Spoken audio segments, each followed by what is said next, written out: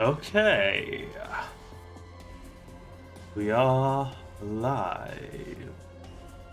Excellent. Hello. Hello. Hello. And once again, we are playing Headers Code. My aim for today, which may be a little bit ambitious, we will see, is to complete the last 6 endings. Although this bit of the flowcharts does slightly scare me. Because I'm guessing like there'll be a few more here, and then this will just go off this way. I don't know what's going to happen over here, but hopefully it's not insurmountable to do the remaining endings in an afternoon. Otherwise, next Thursday I have a blank spot on my a blank spot on my schedule, which still needs to be filled. But I need to pick something to play, and if we need to finish it then, we'll finish it then. But I want to get it done today so that I can do the review.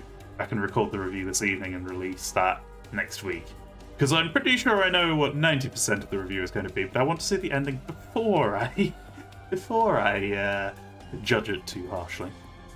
But we are in the middle of the volume.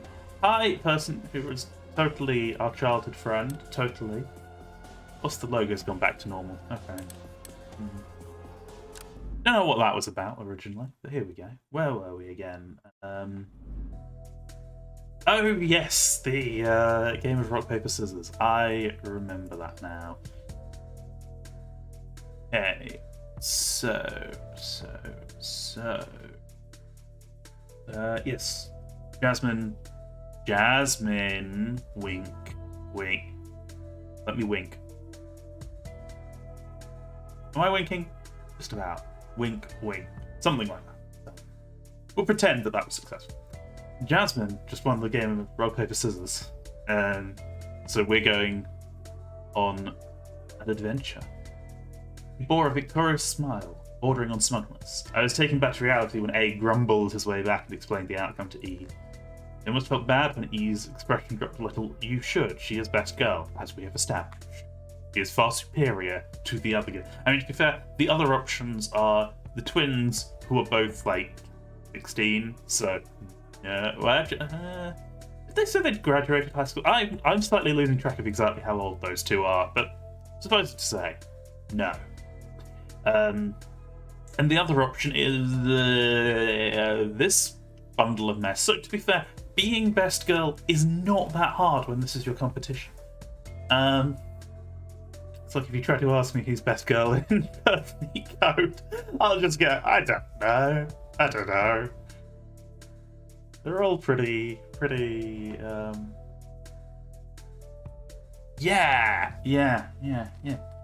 They're well-made characters, but Jesus, like, I would not want to be anywhere near most of these people.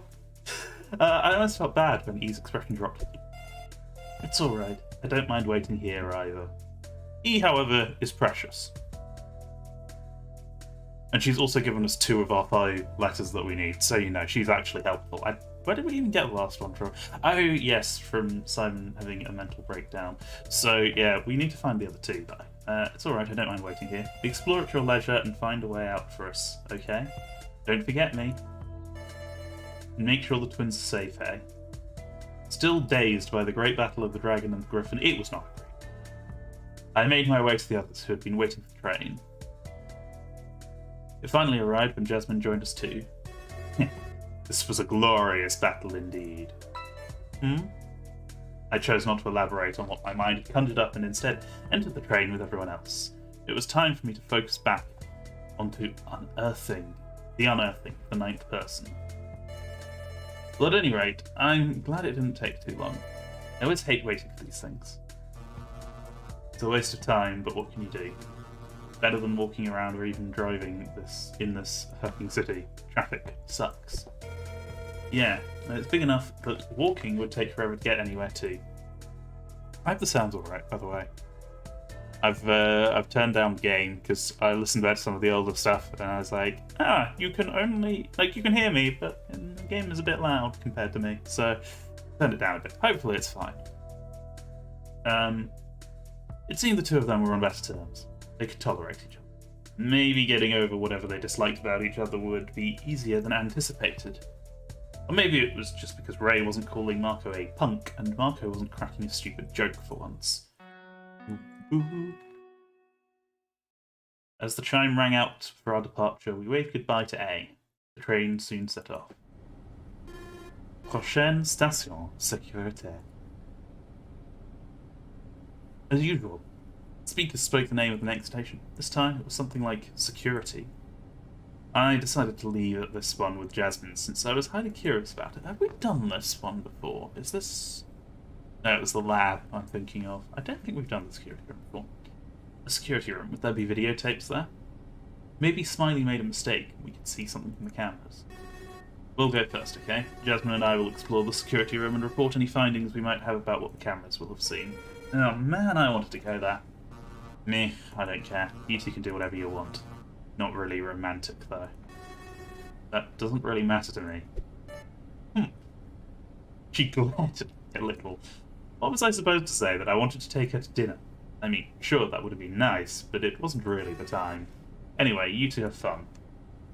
I rose up, and so did Jasmine, as the station came into view.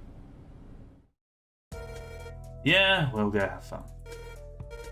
Let's see, we could go play some games at the arcade, or go watch a movie. How about it, Ray? Ray wasn't very amused by his nonchalance. None of that in here. Station sécurité. And how do you know that? I left the train with Jasmine as the two of them started bickering again. We decided to waste no time and entered the lobby. As soon as we were in, as was customary for everybody, the doors closed and the train outside drove off. So, this looks like all the other stations so far. I mean, the two sides have these lobbies, the doors closed behind us. She sighed, demoralised by the process we were stuck in. I know you prefer being a free bird. We'd better get going though, no time to waste here. The night is still young and we've got to make it out so we can celebrate at home, right? Jasmine flashed me a smile. Yeah, let's check this place out and obliterate it. It's a strong word. You walked up the staircase without even waiting for me. I hope in the obliteration of this place we won't end up being caught by our own petard. Slightly odd way of phrasing that, but okay. It was time to see what this station really was. I stepped up the stairs and then wandered through a brief hallway.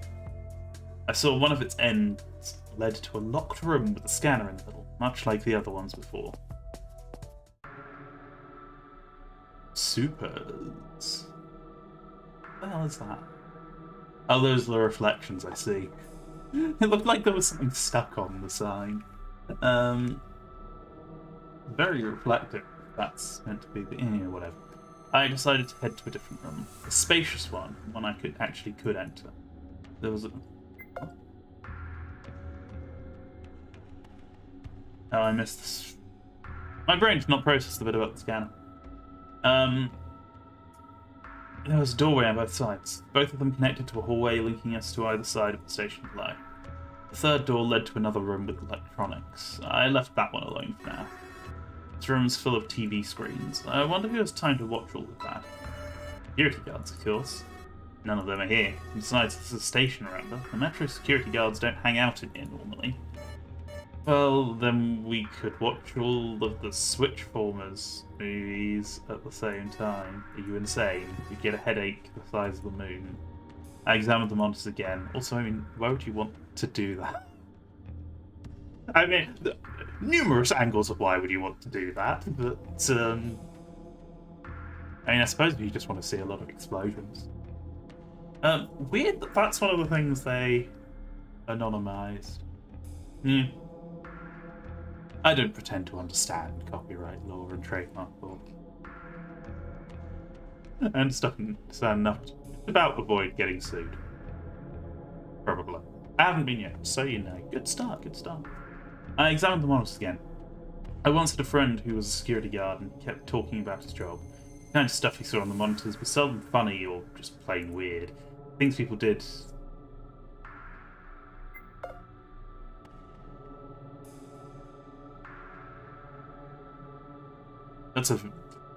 I'm very confused by that sentence, but okay. There was a control board in front of the screens, but I had no idea how to operate it. There's a side one too. We should explore that one later as well. Why don't we split up? You go in there and I'll look here. Okay. Holler if you want to switch places. I nodded, agreeing to her plan, while she left me alone here. Even if this room was a security room, it was still in its own way very ominous. I find it odd how we have square eyes. Again, I think the shape of the pupils is possibly meant to indicate something, but I don't know what. So there we go. Hey, this is the same air conditioner as the lounge's AC. Same AC as the lounge. Wait, what lounge? I must have confused the AC with another. Have we not been to the lounge in this timeline? No, we haven't, have we? Of course not. Because the door's still locked as the twin. Yeah, I'm getting... That didn't occur to me, but that was weird for him to say.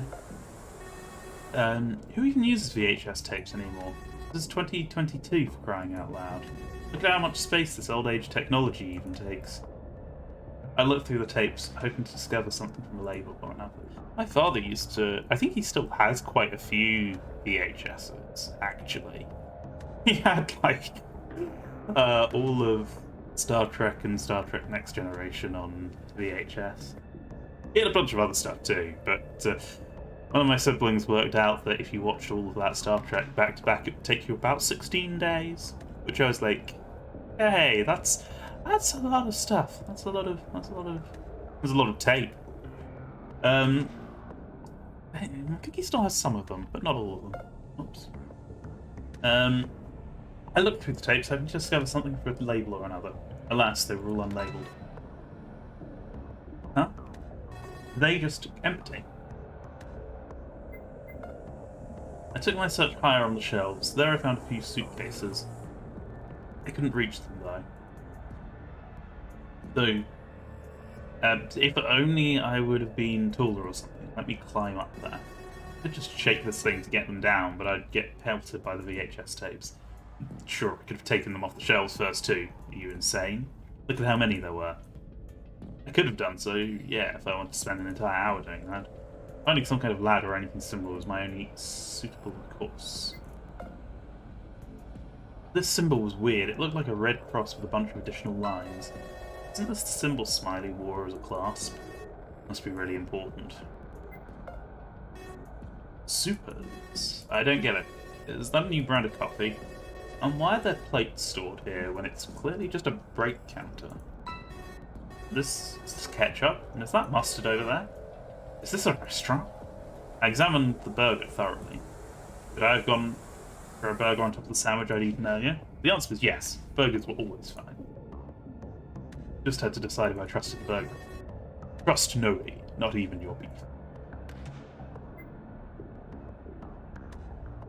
I mean, there's an interact with it, so I grabbed the burger and... Oh, it was plastic. Something didn't feel right though. I can hear a little clink clink when I shake it. Yeah, I wouldn't... If it weren't plastic, I'd be like, don't trust that. It's been out on a counter for goodness knows how long. Like, don't eat food like that. Like, it's been left out for ages, and you don't know how long. It could go very badly for you.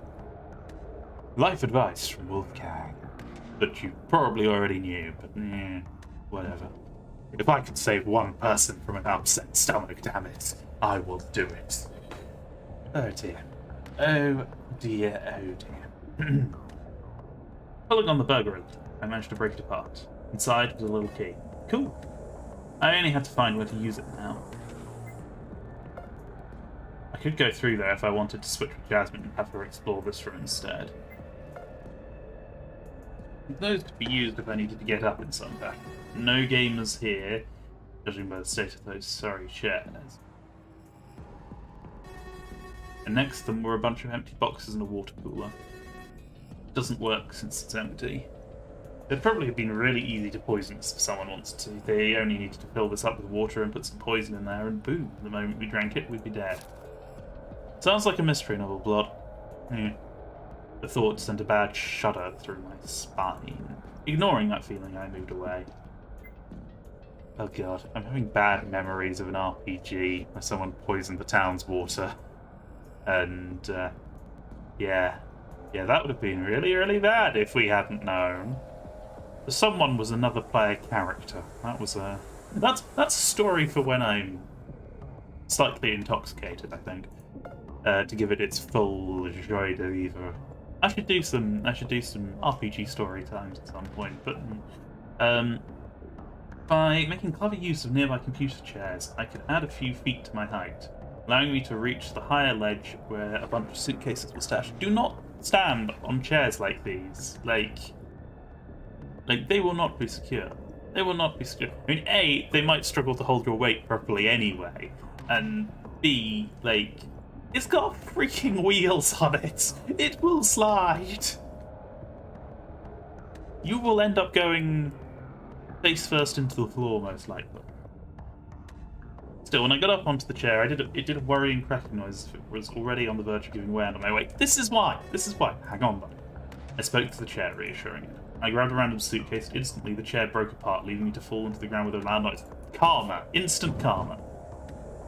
The room shook slightly, and some VHS tapes fell off the shelves, the majority landing all over my body. Ugh. Okay, standing on computer chairs, not secure. I repeat, standing on computer chairs, not secure. And they call this the security room, too. I don't feel secure at all. Well, I mean, if you are going to...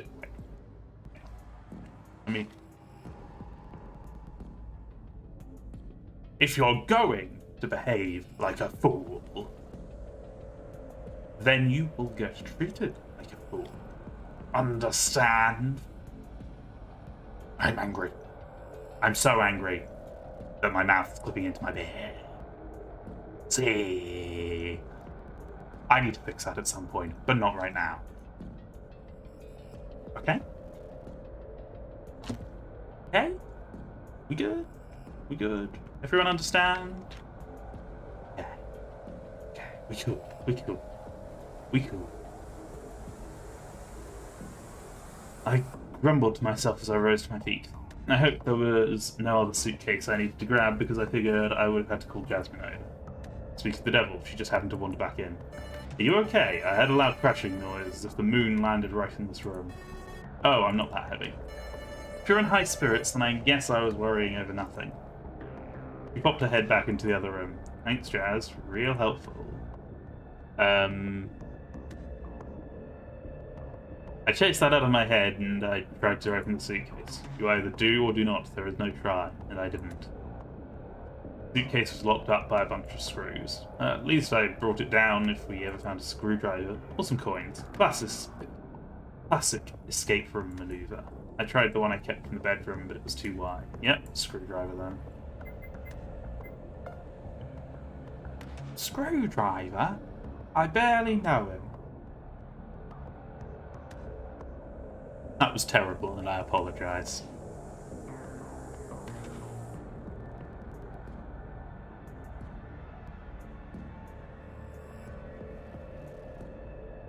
Oh, of course, it could also be Screwdrive. I barely know her. I was thinking Screw. I'm now explaining my terrible joke, and yeah, that's always a good start of a 10.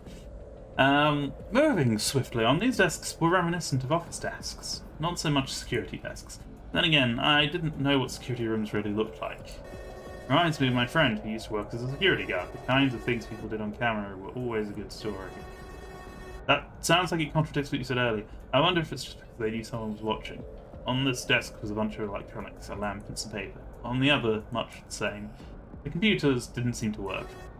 This chair looks really bad. I feel terrible for anyone who has to sit on that for any extended period of time.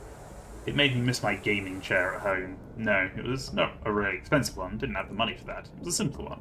It was still leagues above this sorry excuse for a chair. Mine's just really creaky. I'm hoping it doesn't sound too often on stream, but you might want to hear it. I wondered how many guards this place had. There were 18 screens lined up over 3 rows of 6, or in 3 sections of 6. All of them shut down. In front of it was a console. I assumed this was used to access security footage. Yet without it active, it was little I could have done with it, and so I did little and made like a tree.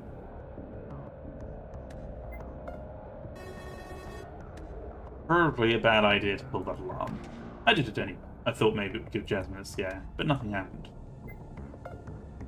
This led outside. No leaving until we solved these rooms. Hey Jay, let's switch it up, okay? Before we do that, want to help me with a thing? Sure. What is it? I came into the room. It was a lot smaller than I expected. In the back was some huge mess. It was impossible to see the top or the bottom of what was stored there. A lot of shelves had piles upon piles of paper, and everything was locked up behind a gate. There wasn't even any space to walk, so if you wanted to get anything out, you had to remove what was in the front first. You want to help removing all this? It would take forever. No, I found a screwdriver, but I can't get it. Is it too high on the shelf? I can get it down, no problem. Yes, I'm taller than you. No, nothing with the screwdriver itself. I think the box will open when we solve something else here. What I really need help with is this. He pointed at the console with wires made up of all the colours in the world connected to various parts. Well, all the colours in the world wasn't right, unless one considered red, green and blue all the colours in the world. So why did you say it if you knew it wasn't true? Following that, she also handed me a piece of paper. There were diagrams of the wires pointing at where each should be connected, though which diagram was the right one wasn't clear. According to this, we'll get a screwdriver, however when we take it out, the door will slide shut. That means if we take it out, we'll be trapped here. Sounds bad. Well, let's not take it. I'm pretty sure we'll have to. The idea is that one person will take it and shut themselves in, and then pass the screwdriver to the other person on the other side of the door. The other person will use it, and then they'll send it back. If it's put back in the box, the door will open again. That way, we're ensuring we don't do anything they don't want us to do with it, like taking it to another room, for example. Weird way of handling it. There's nothing like that for the hammer I found in the bedroom. You found a hammer. Did you bring it with you? Yeah, I have it on me. Maybe we'll be able to make use of it in some way, then. Do you think you can handle this wire stuff on your own? I took a cursory look over the piece of paper. This looked pretty easy. I'll think about it. I didn't want to hurt her feelings, so I acted like I had to really think hard about it, leaning against a part of the console that didn't have a keyboard. In the meantime, Jasmine waved at me and left to examine the other room where she would be more useful. I didn't know what these dials were for. Was this some kind of large battery? Even though I feel like the technology here is simple for this year, I still don't know how any of this works. I brushed my hand on the back of my head, clearly embarrassed. This was a blank screen. Nothing happened when I pressed on the keys. That presumably just takes you back. If I pulled on any of these switches, the current would stop and we'd be trapped, probably. That some really important machine is running on these wires. From afar, I listened as the sound of a toilet being flushed was heard. Yes, a really important machine. I looked for the fuse linked to the bathroom in this area, and then I flipped it off. From afar, I heard a scream as the lights probably went down. How well can your eyes work in the dark, Jazz? I talked to myself before giving her sight back, flipping the fuse back to on. Well, you are a douchebag. I unlocked the wires using the key I had found in that burger. I wished I had a real burger instead of a key, but it was hard to argue the key was more useful right now. I think you mean it was hard to argue the key wasn't more useful right now, but it was hard to argue, comma, the key was more useful right now. Yes, I am grammar pedanting this. Then I looked at the piece of paper Jasmine left me. On it was a bunch of diagrams, telling me how to operate this piece of junk. I had to put wires in this hole and that one, green here, a red there, blue here, and over there, and again. Why have you taken all the puzzles there? So I looked this up, and it seems that, from what I can tell, all of these things where it's like a puzzle that they just kind of describe were in the original game as actual puzzles, and then they kind of just took them out, and I don't know why. I'm wondering if it's meant to be some sort of meta point or something, but it's somewhat frustrating, as I keep going back to the options and being like, is there something I've accidentally set for it to auto-solve them for me? And it's like, no, this is literally all the options I have. So, yeah, I don't know what the deal with that is. It didn't work. That was the first I crossed out. I tried the second, same thing. In order to make us waste as much time as possible, they probably made the last one work. Trying to solve this big brain style, I switched my method of elimination by going in from the end instead. That only made the job harder on me, because turns out the next diagram on the list was the correct one. I wasted some time trying them from the end after going halfway from the start. Son of a gun. It's like he read my mind and knew exactly when I'd switch it up. Damn you, Smiley. You, bah. Humbug. The screen next to the wires lit up once they were all in. Hey, Jay, come here. Solved it. I didn't want to gloat, but I wanted to talk to her about this puzzle. It was hardly one anyway. The wires matched the configuration of the lot, and it had been really easy to figure out. Why couldn't she have done it? Because colorblind. Oh good, you let Screwdriver's cat out. Screwdriver's cat, don't you mean Schrodinger's cat? Also, the box isn't actually open yet. Yes, Proud Rever's cat, that's what I said. Oh, it's actually Schrödinger, I believe, but Schrödinger. Joe Ginger? Sure, let's go with that. So how do we even know there's a screwdriver in this box anyway? Because it's got an indentation on it. Look, it clearly shows a screwdriver. You're the kind of person to trust what you see at face value, huh? What are you getting at? Well, we can't be sure there's a screwdriver or not until we open the box. Until then, the box both has a screwdriver in it and doesn't. That's why it's called Schrödinger's cat, because it may be alive or dead, just like there could be a screwdriver or not. Oh goody, another example of someone missing the point of Schrödinger's cat. I have to... What I was thinking of doing at some point was a video series of, no, this is what they're actually meant to mean, all these things that come up in games like this. But Schrödinger's cat, the whole point was it was absurd.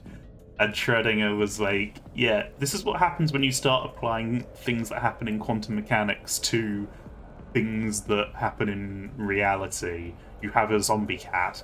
And it doesn't really work. And people kind of go, oh, well, you know, the cat is alive and dead. No, it's one or the other. You just haven't observed which it is yet. Like, when you get to quantum physics, then it sort of is both at the same time. Except not alive and dead, because particles can't be alive. You know what I mean. It is both things that you have not yet observed at the same time, sort of. Because particle physics is weird and does not make any sense. I should make that series actually be, here's what it actually means, because there's a few things like that where I'm like, this is not the best explained any time I've seen it, and Schrödinger's cat is the one that gets thrown around a lot. No, it's Schrödinger, and what are you talking about? You're trying to sound smart even though it has no bearing on our situation. I'll have you know, Schrödinger's cat is a very important piece of theory for quantum mechanics. Now he has a car too. How many things can Schrödinger fit in his box? Slip of the tongue. Feel free to call me back over when you really need my help, Bess. She stormed out of the room after I just found Schrödinger's cat too much. I couldn't help it. At this moment in my life, even just the mention of that thing made me facepalm. The topic of the wires completely escaped my mind, but at this point she certainly wouldn't answer it until she sent it down. Now that the screen was lit up, I could operate the keyboard. There was some kind of puzzle to solve. I just knocked something out. It's okay, I just knocked some keys off my desk.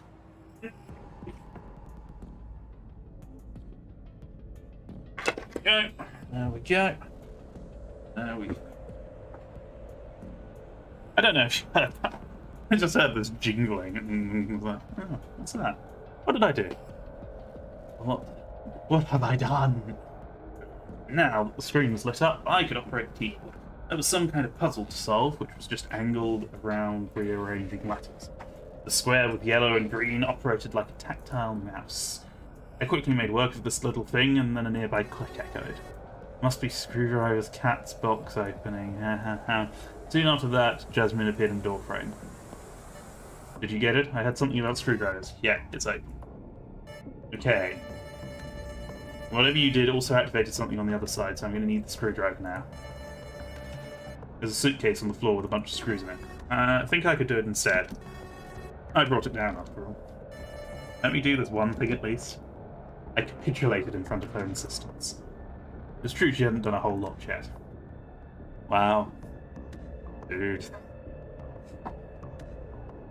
Like, I mean, it's true, but she doesn't have protagonist powers. Oh god, imagine if she and E ended up coming to this room and having to do the colours stuff, and they'd be stuck here forever. Agreeing to her demand, that's not funny. That would be terrible, saddening, emotive, deeply horrifying. Agreeing to her demand, I reached for the box while she quickly slipped away, knowing the door was closed. I opened it and then took the tool out. The door shut as predicted. I sent the screwdriver over and waited patiently. Oh, this is weird. In the suitcase is some kind of technology thing. It can connect to the console on the back. The screens are on now. She paused for a little bit. Well, what's on them? Hold on, this is a bit strange. I'm gonna need your hammer. Think you can send it over too? My hammer? Really? Yeah, please send it over. She asked more desperately when I questioned her. Shrugging, I took it out and slid it under the door, not realizing I could have just asked for the screwdriver back and left the room. That proved to be a strange mistake indeed when I suddenly heard something bizarre. The sound of glass shattering reached my ears. Did someone jump through a window? No, there were no windows here. Or maybe on the PCs there would be windows, but... PCs. Jay, what are you doing? I'm solving the puzzle. Set. Sounds of windows being smashed one after another echoed through the dimly lit room. Oh, so there's something secret that you don't want us to know about. Okay. I couldn't understand what Jasmine was doing. What are you doing? I told you I'm solving the puzzle. Almost there. Once more I heard the sounds of some windows being smashed. Those were most likely the screens of the security console being destroyed. After a moment of silence, it seemed as though she was done. The screwdriver and the hammer were both sent back under the door. What did you do? I put the screwdriver back in the box, quickly grabbed the hammer to stash it back in my coat. I stepped out and witnessed the outcome. I broke the screens because that's what I had to do. See, when I plugged in the stuff in the suitcase, they all lit up, but they didn't show anything because the battery wasn't strong enough. So I smashed them all. Smashed all the screens until only the one that matters was left, and now they work. Well, there had to be an easier way then, because, listen, the hammer wasn't part of this room, right? What if Smiley decides we did a real bad thing? Oh, yeah, you're right. But I didn't see any other way, I swear. Go on, let's look up the security footage before we go. There has to be something worthwhile in there. What about the password? She pointed at the screen. Oh, right, it's currently displayed on it. We should unlock the doors downstairs first. Okay, I'll go that way. Sus. She hurried out of here, still embarrassed about her behaviour. Sheesh, so hot-headed. I wonder what happened to you, Jasmine. I left the area to also take care of the door, entering the password quickly before coming back up the stairs. Within the next minute, we were back up. I had a thought for the screwdriver we had to leave behind. Goodbye, Mr. Screwdriver. I'll never forget you. Hide. Yeah, the screen that hadn't been smashed was lit up, and I could see a live feed of one of the rooms. It looked like a church or something like that. Let's see what we have here. Now that everything was open, it was easier for me to sit down and use the console. It looked like a little computer interface, but it didn't take very long for me to get used to it. I just want to see what...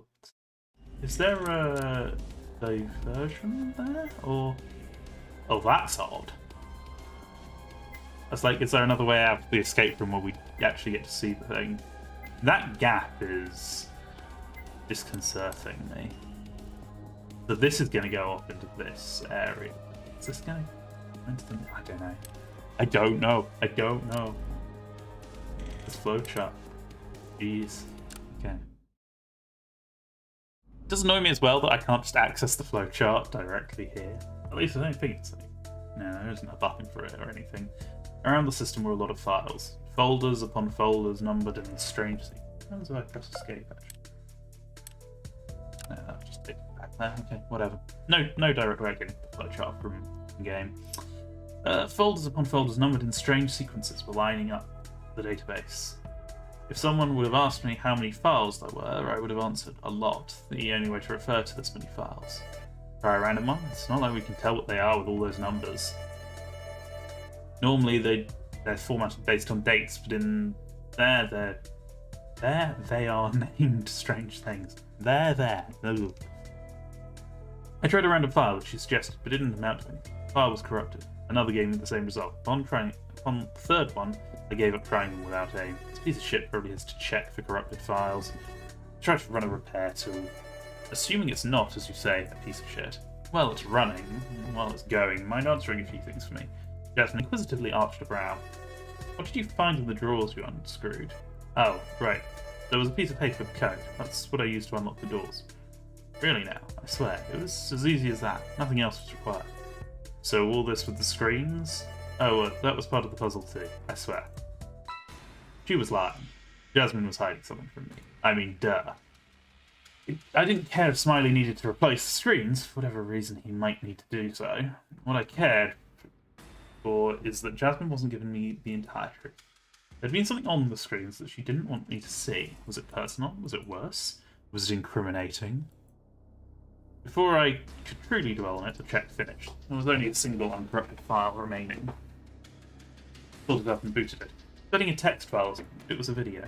Aha, jackpot. We got some footage, boys. Jasmine cleared her throat, but I was focused on the screen. On it was one of the twins in grey. Narrowing my eyes, I leaned forward. What is this? They've never gone together, I don't think. On the screen they were arguing. It had no sound, only picture. They were in a scanner room of some sort. After a while, the twin ran through the scanners. Is it live? No, it's a file. I looked over at Jasmine, pointed at the screen as if to tell me to keep looking. Speed wasn't done giving us its information. Ray was panicking. He had his back to the wall, both of his hands grabbing onto the surface as if he was trying to rip his nails off. Slowly, something was rolling back into the focus. It was the twin's head. Oh my god. Huh? Finally, Ray looked around the room, seemingly scared from the occurrence. After a minute, he tentatively reached the head. He grabbed it and ran out. Nothing happened afterwards. When did that happen? I don't know. One of the twins is dead? Hit the fast forward button. Nothing happened until the twin came back on stream. The other twin, the one still alive, after waiting for a moment, she stepped through the scanner. There was no head rolling back this time. Nothing happened to her. Oops, that's weird. Rewind that. I looked closer at the screen while doing that. The scene played again. Pause it. I hit the button while Jasmine excitedly pointed at the image. Look, she got rid of it. The collar's fucking gone. How could she do that? Something doesn't add up. Other than the fact Jasmine was swearing, which she only very rarely did. Was she? Oh, yes, she was. Something was definitely not right. I rewound the feed at the very beginning and let it play. We had to tell someone about this. She could remove her collar. No, I think it's best if we don't talk about it with the others for now. If one of them really died, then that means Ray's going to do whatever it takes to hide it. In his urgency, he might decide to silence those who know. It's clearly not his fault. The twin runs out on her own, but who's going to believe him? Especially if one of the twins is gone too. Wait, does that mean they had the ninth person in the room? Jasmine remained silent, uncertain. I decided to do a final cursory check. First I looked at the file's name, trying to see if it would help me figure out when it was recorded, but no dice. Once again, like the rest, it was named by a number, but it was far too high to be considered a date. I briefly considered it maybe in seconds, like if it was X seconds after the dating game started, but I figured it wasn't. Okay, let's go then. This could cause unnecessary strife if people find out about it. First we have to see what happened to the twins and what Ray's state is. Yeah, let's go. On the double. So this is a recording from another timeline, in big inverted commas. Two of us ran away from the room and quickly down the stairs. At the lobby, I almost tripped and mashed my shoulder against the wall. Ugh, couldn't be such a dead. You okay? Jasmine called from the station. I joined her right afterwards, where we waited for the train. Yeah, I'm fine. Knew we should have waited for the twins. Didn't you want to head out? Yeah, but I always felt like that might have been the better outcome. Just too curious, I guess. Besides, clearly worried about the choice you made earlier. And after winning the battle between the Dragon and the Griffin too. I understood her worry anyway. It was the same for me. I should have remained behind to check on the twins. Now I just wanted to see if they were fine. There was no time to waste, even if we would be too late already. The train arrived. We boarded it. After the little chime set off, and the only thing eradicating the silence was the announcer's voice from speakers. Prochaine station, Loisir. While the train was moving, I thought about the situation again. First of all, I found a note that spoke of a person that didn't belong. Was it E? Was it A? All of us had no link to the twins. If a twin could take off her collar, was it her? Or was Ray the person that didn't belong? His reaction seemed genuine. There was legitimate fear in his eyes when he was scared shitless earlier. No, it had to be a twin then. Maybe? I kept those thoughts to myself. It was difficult to think about. The twins were young. They didn't have the life experience to set up this entire place or anything. Twins couldn't do this. One of them died, too. Why did I have this uneasy feeling that told me I needed to watch my back? So many facts didn't add up. The fact one of the twins didn't have a collar during the video didn't add up. The fact Ray took the head was weird. The fact the twin just ran out and died. She knew the risks, so why? The simplest idea would be that the twin who removed her collar found a way to do so without dying. If that was the case, then she was gone and wouldn't be of any help. Stay calm. The station's going. Come on, faster. Jasmine was muttering encouraging words to the train to go fast to the station. I couldn't help but smirk at that futile endeavour. I regained my seriousness when we arrived at the station. I was now in emergency mode. Both of us left the train in a hurry. Quickly, we had to get some info. From what the situation was on the platform, the door was open. The twins had come back. Quick, into the lobby. No time to examine this place. We need to find someone and quickly. I wordlessly agreed while engulfing myself into the engulfing yourself into the lobby. You could engulf yourself in the lobby, I suppose, but after a short travel up the stairs through the hallway, I emerged into a lounge. On the other side of the room was a bar. I didn't have the time to think about what this place was before A spoke to me. Is everything alright? I saw him behind the bar, apparently preparing some drinks for the others. He was seated on a stool waiting for hers. Next to her were the twins. Time seemed to stand still while I opened my eyes wider. I could see them clear as day. The twins were alive. Both the twins were alive. My eyes darted to their necks. Were the collars there? I needed to check the collars. Both of them had their collars on. Well, Jasmine joined me momentarily. When she noticed my state, she elbowed me in the side. Contrary to me, she wasn't nearly as horrified by the discovery that two people were still alive and trapped here. Please excuse him. He's never seen a bar in his life, so this is really surprising to him. It's O. I cleared my throat and finally came back to reality. The twins turned around by that point, so I had to put on my normal face, even if I thought it wasn't convincing. Yes, that's correct. Bars are things I've never seen before, so I was really surprised at how shiny the countertop was. I see. Unrelated to that, where's Ray? The big man wasn't here. There you go. We don't know. In fact, the twins came back just a few moments ago. Did something happen? Have you reason to search for him? The less we see of him, the better, I think. I wouldn't go that far. The two of them could speak. As they did, I realised I felt sick. Still looked wrong.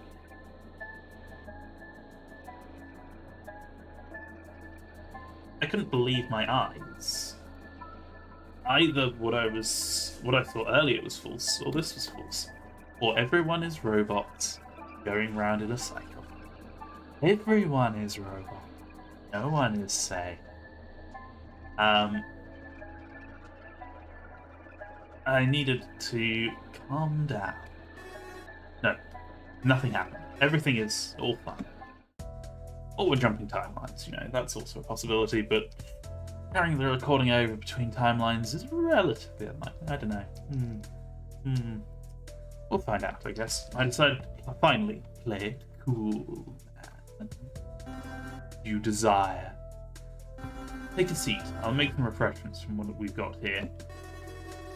Thanks for the offer, but I'm not really thirsty. That was a lie. I did feel thirsty. However, I lied through my teeth to get some time alone. Even if he was genuine in his offer, I had no time for this. Nobody got time for that. I just need a bit of a walk, I think. So soon after coming back, what can I say? My body's starting to get old. Doesn't that mean you'd want to sit down instead? No, I have to keep it in shape. I laughed extremely unnaturally. Just applying cream to my hands. They itchy. Hands. The eczema. There we go. I can reincarnate, but I can't get a body that's fully functional. Yeah. I should go see a cleric about this sometime. But then I'd probably get the whole religious spiel again.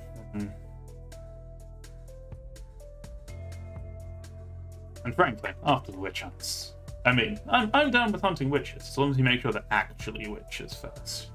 But after the witch hunts, I'm not entirely sure I trust the clerics very much. And they tried to burn me once. Didn't work out too well. But you know, it's an IV. I laughed extremely unnaturally. Twins stopped caring and went back to their drinks. I hoped they weren't alcoholic or anything. What was that old man thinking? With a wave towards the others, I left them alone. I walked back down the stairs. What was I going to do now? I debated on the proper course of action. The choice came down to sharing information or not, because I couldn't make sense of it. I could kind of trust Jasmine, even if she pulled off that weird thing with the screens. No, you can't! No, you can't! That event still lingered in my mind. I mean, I don't think she's smiley, but I'm pretty sure she's not smiley, and I'm pretty sure Ray is meant to be like the big obvious. I mean, it could be Ray, and it's just the ultimate double bluff. It might actually be Marco. I would not be at all surprised if Marco is in on it. And as for the others, not the twins, it's not going to be. But for reasons, I'm pretty sure it's not the twins, and for. It could be Simon with like a mind wipe or something, but I'd be a bit surprised. I don't know. It's the problem that as soon as you introduce the ability to like completely rewrite people's memories, it's like it could be anyone and they just don't remember it. So, assuming that's not what's happened,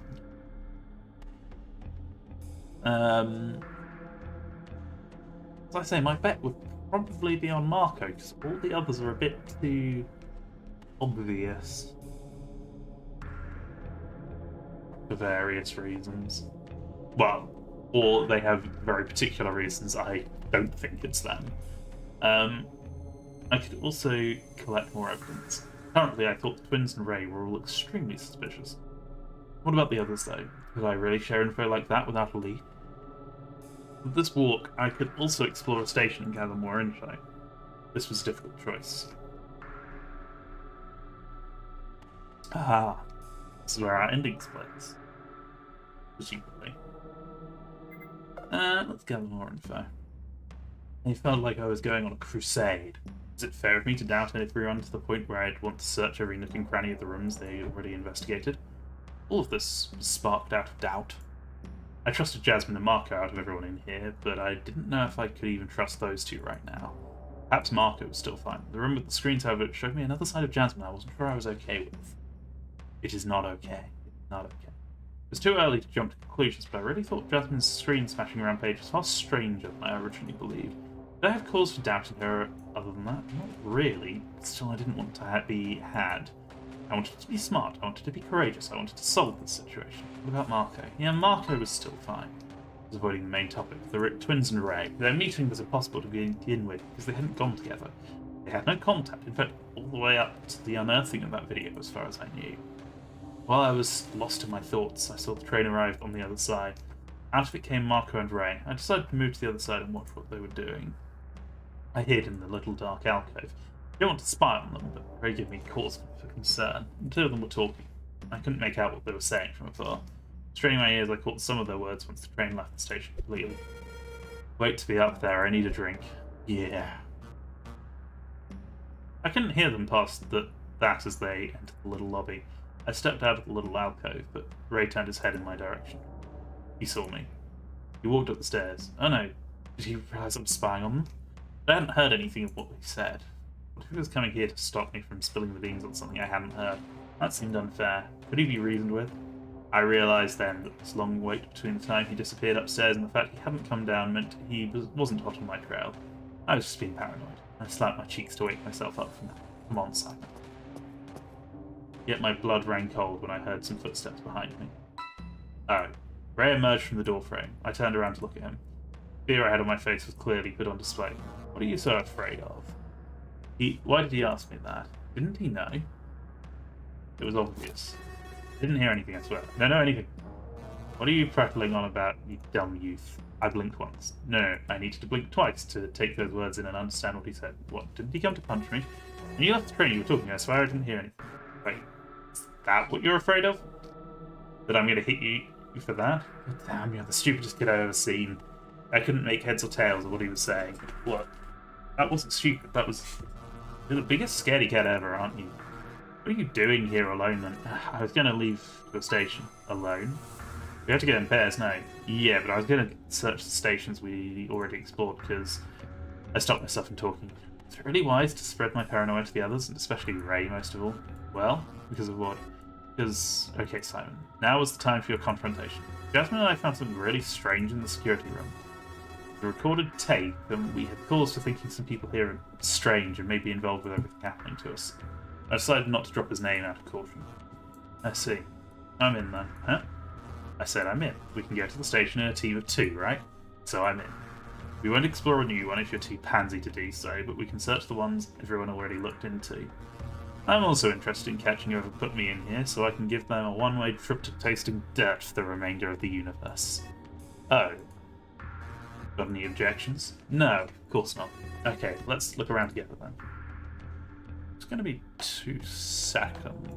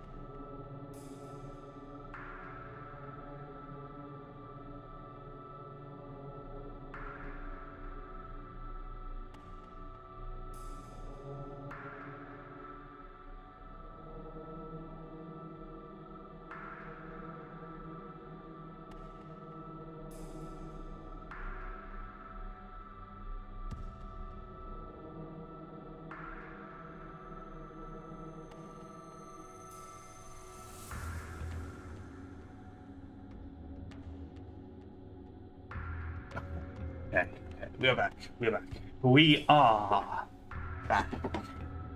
What an unlikely pair. And yet that was what I had to deal with.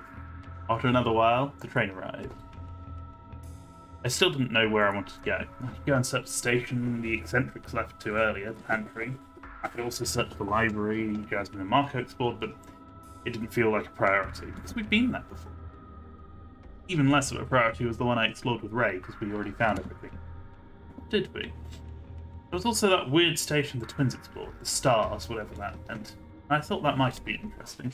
It's interesting because we've never... Like, the pantry and the stars, like, we've briefly been to the stars, like, a while back. In, like, when we were running around with E, I think. We went in there. Like, we've definitely seen the room, but we've never got to actually do the escape room there. And the pantry is the same, as those have always been done by someone else. Which is interesting. I don't know what it means, but it's interesting. Prochaine station, Gare Marche. Train set off towards the first of all. Come to think of it, we would have to search 3, maybe 4 stations if we wanted to cover our own, and we were only 2 people. Perhaps it would be best to split up. Yet I had an uneasy feeling. I didn't trust Ray all too much, so I definitely didn't want to let him go in alone into my friend's room. What if he found something? If at least I did, I could cover for them and keep those doubts about me. The last thing I wanted was for this to degenerate into a witch hunt for Jasmine or Marco. Witch hunts are... Well, literal witch hunts are always good in my book, but, you know, metaphorical witch hunts are less so. Sparked by this man's own dubious thoughts. No matter what, I couldn't let him head to the room my friends explored together. So, made up your mind yet? You look like you're thinking a lot. I'm just wondering how we will explore 4 stations on our lonesome. Easy. Just leave 2 to me, and you can pick 2 too. But what if one of us finds something really important? Maybe we should go together to one of the stations first. I'm not one to conceal anything I find. Yeah, that was part of the reason why I had yet to expose the note to most of the others. Maybe I was the snake and Ray was a bear. The train stopped at the pantry. Shit, what was my choice? I didn't even make up my mind on who would go where. Ray was on the way out of the train already. He'd apparently decided for me. Hey, wait. Hurry up, the door's going to close. The urgency of the situation, I did a very quick inventory of my choices. Could either come out on the station with Ray, or give him another to explore once he was done with this one. If I came out here with him, I could keep an eye on him. It would make our search slower, but I could definitely get him to agree with me if we found something disastrous for the eccentrics. However, if I tricked him, I could have him go to bed once he was done in the pantry, meet him there later and avoid having him explore the library at all. That way, neither Jasmine nor Marco would have to come under suspicion. Is there a third option in all this? If there was, I'd have needed some kind of divine sign to have gone with it, because I didn't really know what else I could have done. It all came down to protecting my friends, but in which way? Ooh. And there are 3 options. So it seems like we found all of our path. Aside from, well, obviously the final ending is going to be off the green one. So we need to do... I mean, personally, I think the obviously most sensible thing is to go with Ray. But that's clearly going to end badly anyway. Wait up, I'm coming too. I left the train, and the man turned around to stare at me as the train drove behind me, cutting off my way back out. I wasn't allowed to change my mind anymore. Didn't you say it'd be better to split off? Not only are you a big damn coward, but you're also indecisive to boot. I thought it would be better if we go together, even if it takes a little longer. This way we can make sure we comb the entire place. Besides, you wanted to clear your suspicions about the others, right? Or confirm them. Ooh, big sus. He left without adding another word. I assumed he was on board with my shoddy plan. Thankfully, he didn't suspect I did all this because I didn't trust him. It would be best to keep an eye on him. I called from the station before heading up. Nobody upstairs? Nope. Get up here already. The others are still in the lounge if I had to guess. I'm just waiting for us to accidentally get executed. And I walked in. Surprised, I watched the door to the lobby didn't move. Right, this was a station that had already been sold. I expected the door to close. Ow. So, down, badly. Ow, ow, ow. There. That's better. That's better. I needed to focus. Walking up the stairs, I arrived in the pantry. It didn't look like what I imagined at all. It was a large open area with tons of desks to eat at. I call them tables rather than desks, but whatever. The main area had 4 desks, 2 seats each. Fitting considering how we were ate. Of course, we wouldn't be eating at these tables ever. I'll get on with it. You wanted to explore this room, so go ahead. And you? Already started. The man was eating some kind of pickle at a table. I hardly considered that exploration, but it meant he wouldn't get in my way until I talked to him, at least.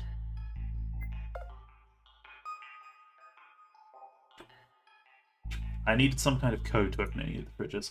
Even if this room was sold, these things closed back up on their own. I clenched my teeth a little. Did this mean I'd need to get Ray's help for this? I didn't want him to be the first to find anything. If he did, then he'd share it with everyone. Maybe it would cause too much strife. No, I had to do something about it. However, I couldn't hide the fact I needed his help. Did I figure out a way to trick him into getting me the solution without giving away what it was for? Ray might have been able to know what to do with these consoles, but alone I couldn't tell. The screens were blank, but pressing buttons seemed to activate a grid-based display. One thing I could understand, though, these open fridges in the back. I assumed that's where Ray got his food. If that was the case, I needed his help to open anything here. There was a random little cardboard box under the table. It would be safe to open when Ray was around. I decided to go for it after I made sure it would be helpful to do so by examining the more interesting stuff. I opened the box, and inside was a lot of sheets of paper with indication in the shape of a table. They were not real tables, but computerized tables. There were a few columns and rows, and each of the squares seemed to have a code inscribed within them. I wasn't sure what the column and rows represented. Since this wasn't immediately dangerous, I could share this with Ray. Before I did so, I decided to make sure he wouldn't see whatever I could find. With his help. There was a pen in the box too. I picked it up and started scribbling onto a page. To open the fridge, one needs to keep their collar against the keyboard. Otherwise it will lock down again as soon as the collar is removed. I only need to get Ray to use the console with these instructions, and he'd never be able to look around the screen to see me opening the fridge in the back. Wow. Sneaky bugger. It said, "I'm a cool drink." It wasn't summer yet, though. I could have gone for a cool drink anyway. Didn't care which season it was, honestly. Yes, you can still eat freeze pops and ice cream in winter. Nobody can stop you. Go for it. Do you imagine having a glass this big? You could fill it up with so much stuff. It was around 2/5 of my height. Holding it up would need both hands. And by the time you'd be done drinking this, you'd have gained a few pounds at least. Maybe it wouldn't be such a good idea, but who knows? Perhaps Mark O'Donnell's would do some stupid jokes about having fries with that. Since he wasn't here, I substituted myself, him. Myself, yourself, himself, yeah. Myself, yourself. That's an alright anime. It's been many years since I watched it. Back in the days of binging just about anything I could find that seemed even vaguely okay, and that was one of the ones where I was like, yeah, that was I. Had a bop of an ending as well.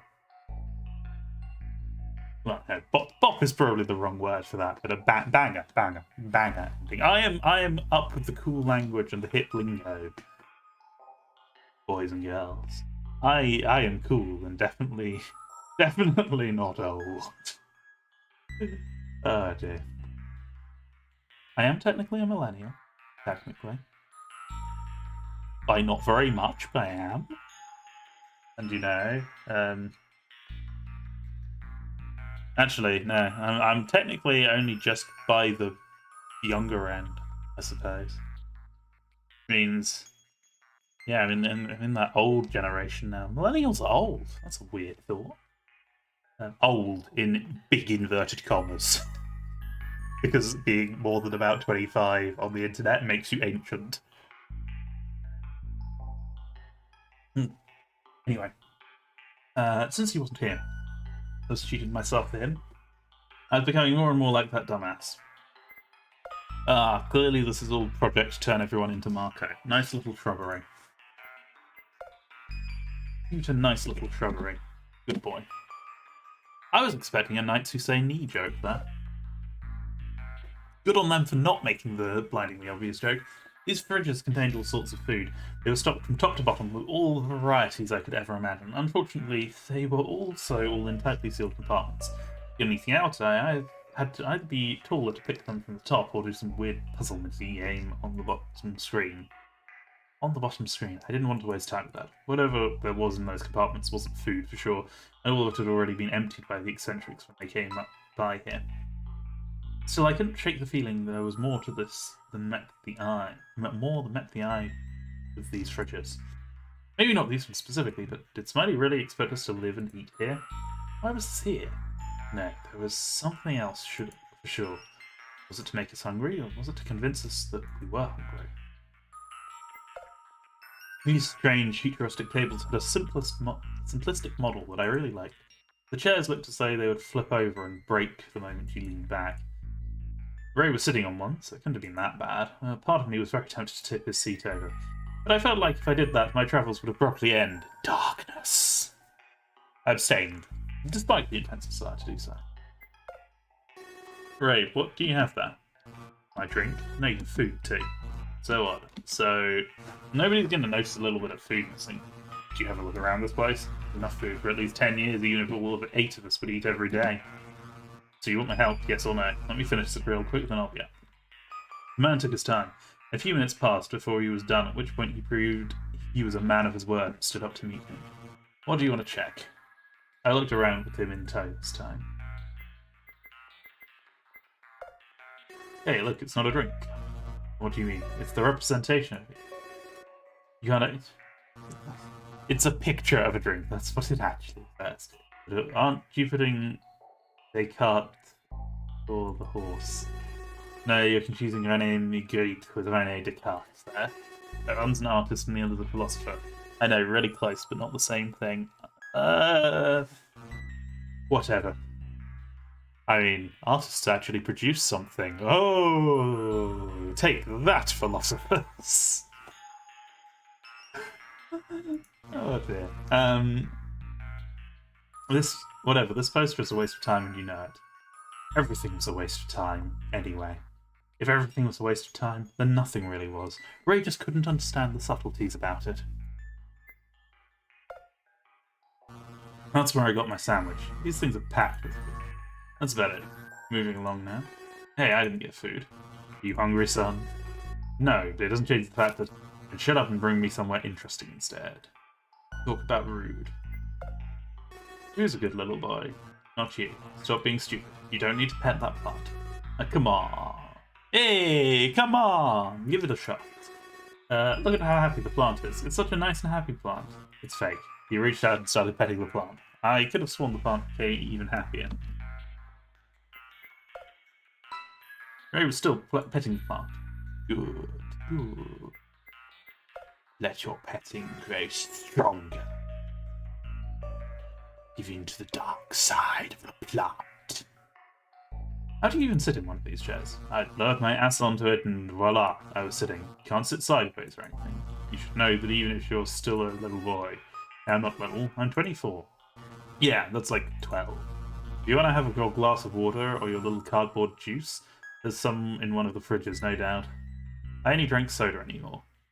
But maybe more water would be good. Not that I'd give Ray the satisfaction of being right or anything.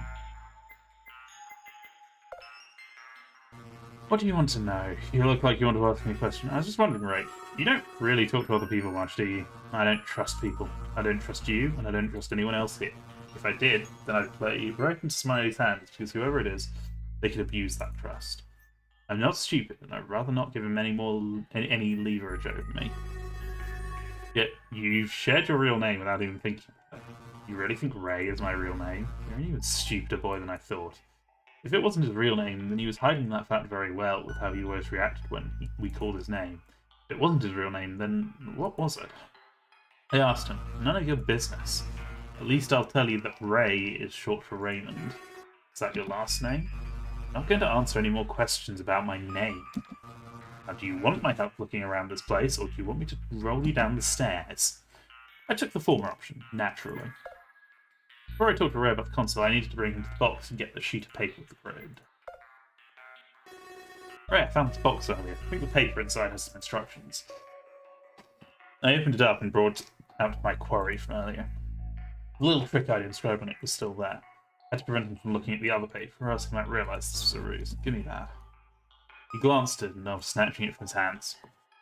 With an exasperated sigh, he crumpled the paper by holding it tightly. Hey, we need those instructions. Wouldn't this room be unlocked? Yes, but there's a fridge that's still locked for some reason. I can't open it. I bet there's something inside. Fucking hell. Okay, then. You can use the console and... No, I'll open the fridge. I found all of this, after all, so I should be entitled to have a look. Do whatever, then. Whatever you need. Whenever you're ready, I can follow these dumb instructions. Perfect. Now I need to bring him to the console. I went to the console while I prepared myself. I stood in front of one of the fridges. Okay, now try the combinations one by one until this fridge unlocks. And don't lift your collar or it will close again. Yeah, I get it.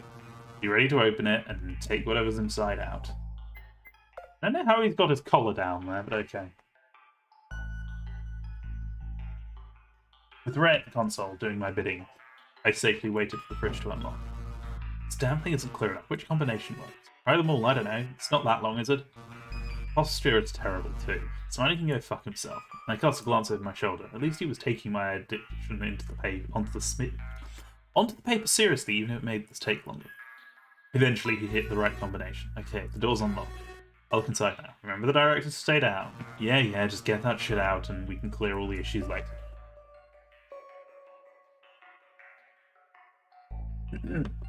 I opened the fridge's door. Inside, It wasn't refrigerated, surprisingly enough. There was a strange black case. I opened that too. Inside was nothing.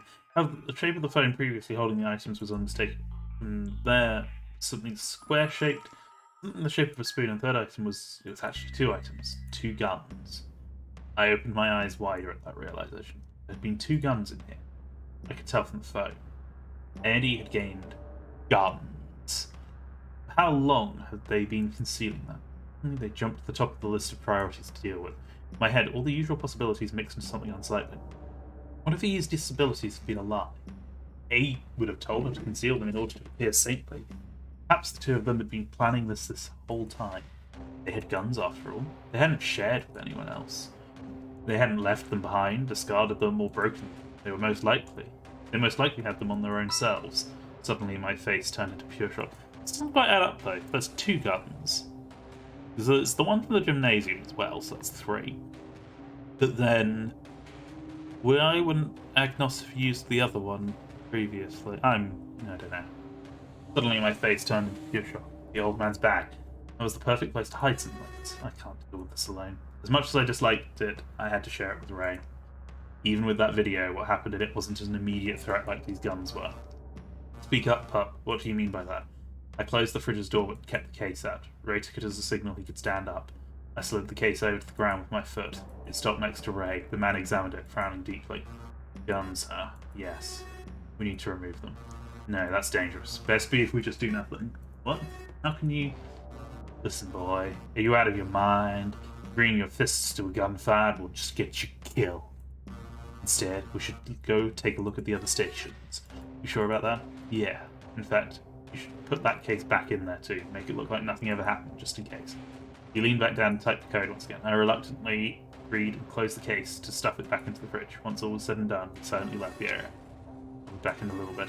I'm gonna get something to drink. This has seriously made me thirsty. Whatever you do, don't do something dumb, you daft kid.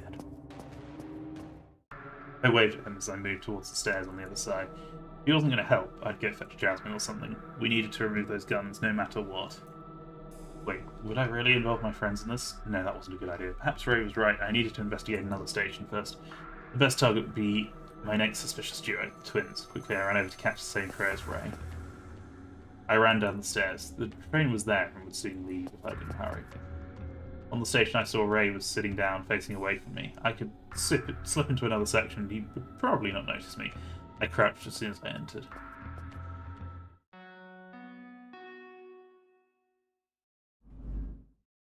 The doors closed behind me. We were off.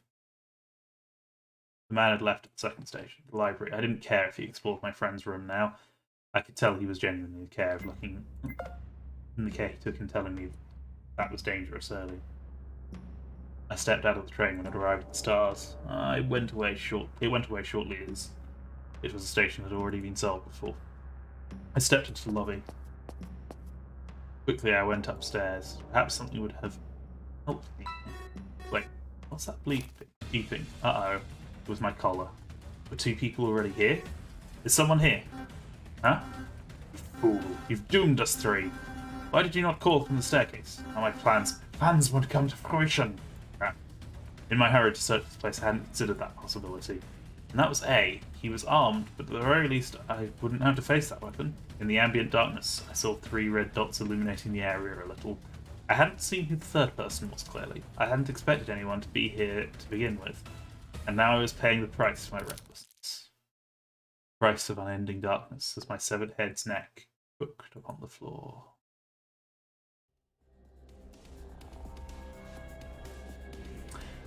I'm surprised that doesn't get us anything. We have to go through a whole search section there.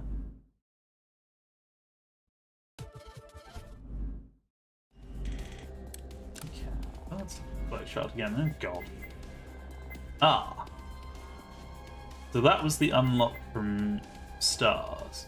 Eh?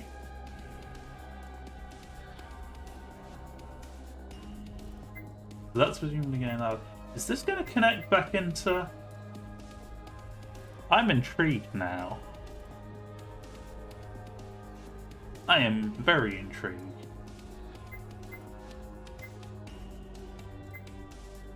I mean, that's presumably the other... Okay, let's go get the other end we don't need to get, as it were. Because I'm pretty sure we need the green end that was up there, and then... the one with the yellow lock on it. So, if I go to the library line... Alright, head to the pantry and I'll go to the library, the room, J&M. Sounds good? Then we'll meet at the bedroom once we're done. Oh my!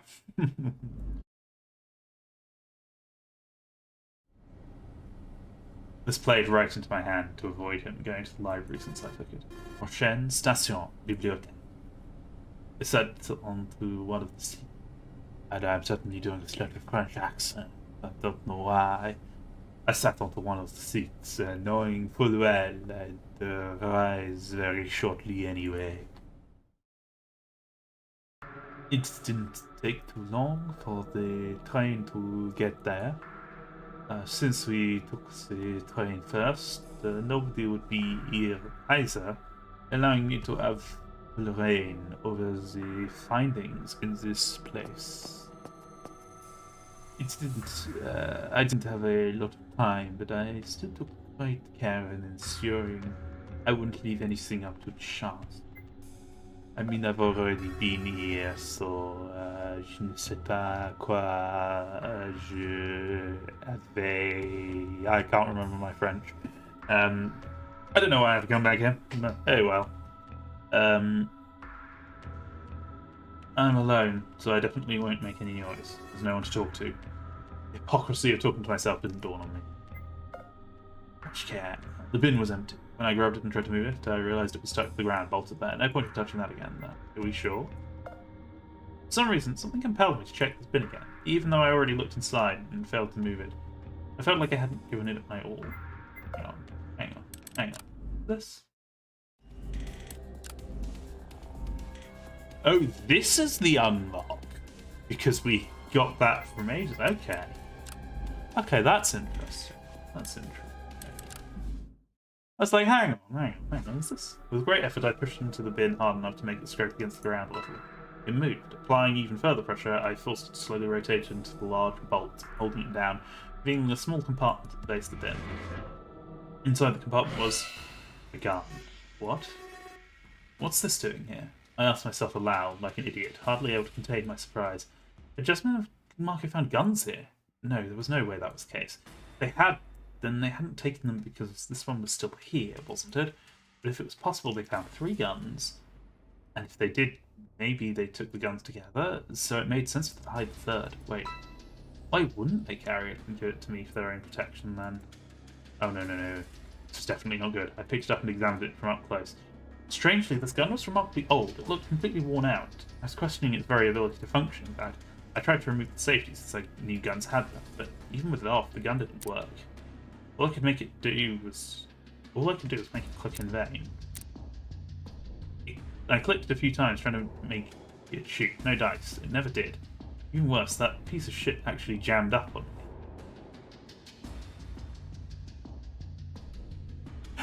Oh! That's intriguing. Is this from another timeline? Because we left the gun here. And then it's really old because of that. I wonder. I'm saying timeline in big inverted commas because I suspect it is something like they're duplicates of each other, clones or something. Yes, because we saw the VATs in the previous room with all the other versions of them.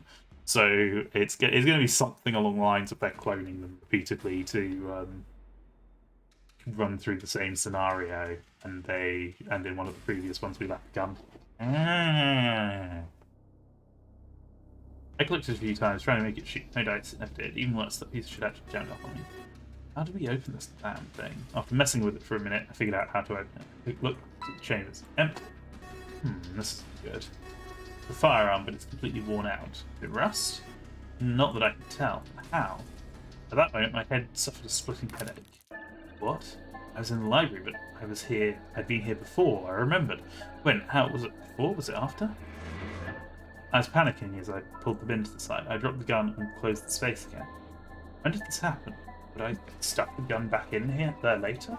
Or was this... I didn't understand any of this, and I screamed as my headache grew tenfold worse before I finally came back to reality. Ah, what is this? Was that a vision of the many worlds interpretation? Did a me from another world put that gun there? How would that even work? I know this is crazy talk, but how do I explain this? That thing has to do with multiple timelines. What if I just saw myself from another one putting the gun there? Then how the hell could it have been here in this timeline? Okay, what are you going on about up there? I went to the bedroom, but you weren't there. Ray called for me from the hallway outside. I quickly stuffed the gun I found in my jacket and rose up, unwilling to let him see I had something wild in my hands. Nothing. I was just angry at the fact I found nothing at all. I replied to him, but he kept moving, closing in on my location. Well, I came by here to warn you. Uh-oh. Did he already know? Did he know I had a bit of a firearm, even if it was malfunctioning? In the pantry I found a case and I opened it. That room was explored by the blind girl and that old fart, right? Yeah, it was by them. In that case, there used to be 2 guns. They were already taken out when I got to them. What? 2 guns? Yeah. You better be careful around them now, or else you'll end up with a bullet in your head. He made the movement to his head, mocking the firing of a gun with a noise. I'm going to continue looking into the others. Stars is next. Do you want to come with? I really wanted to stay away from the guns, but Jasmine was also there. She was in the company of those 2 dangerous participants. I think I did enough exploring. I'll fetch Jay and go into a new room. Suit yourself. What's the matter? Scared? No. Weren't you on board with exploring further in earlier? Times change. Now I'm a lot more interested to see what everyone found in their rooms. You said your friends didn't find anything here, right? Yeah. As far as I could tell, the place was empty. I boldly lied, where no man had lied before. I didn't know if he would catch on. Since he didn't look like the observant type, I didn't think he would have noticed the fact I was squeezing my hands so hard on my pockets that my knuckles were turning white. Alright, hopefully you're not covering them, because if you are... He cracked his knuckles. I shook my head again to confirm I wasn't.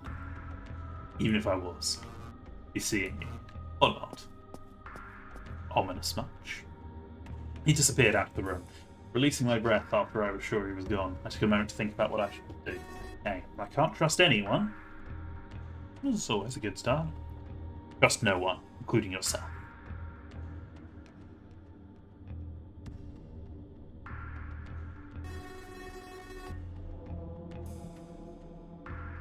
I can't trust A and E because they're definitely armed. I can't trust Gray because of that video. I can't trust the twins for the same reason. I can't trust Jasmine and Marco because they both left this stuff here. They possibly have guns too. What am I going to do? Let's think about this logically. Maybe Jasmine and Marco won't shoot you, but A and E might, so I need to make sure they won't be able to. The easiest way is to rob them of their guns, but how? Suddenly, after asking myself that, I came to a sudden realization. Look for a way to perhaps make use of this gun, even if it was useless in its current state. It was flimsy, it was hinging on a bit of luck. It was a plan nonetheless. I left the room and took the train back to the lounge. I slipped into the lounge after making sure there was no one there. I didn't know who would be around the bar, but judging by the voices I heard from afar, 3 of them were still around. Jasmine and E.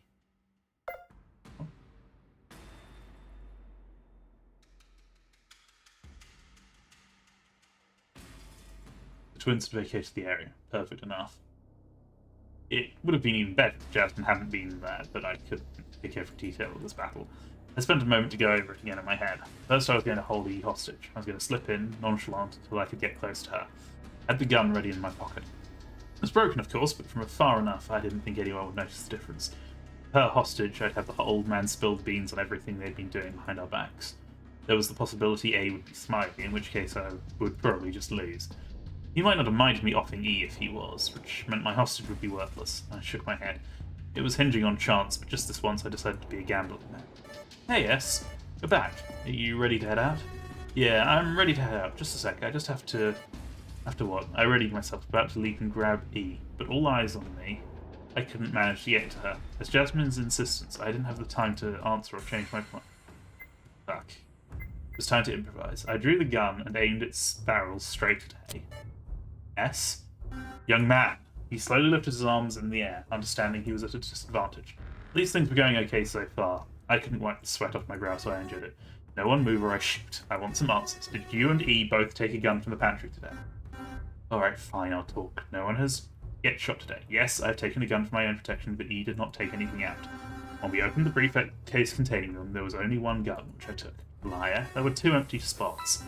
I am many things, but not a liar, young man. We opened that briefcase, yes, there were 2 slots, but only one... but one was already empty. He was growing angrier by the moment.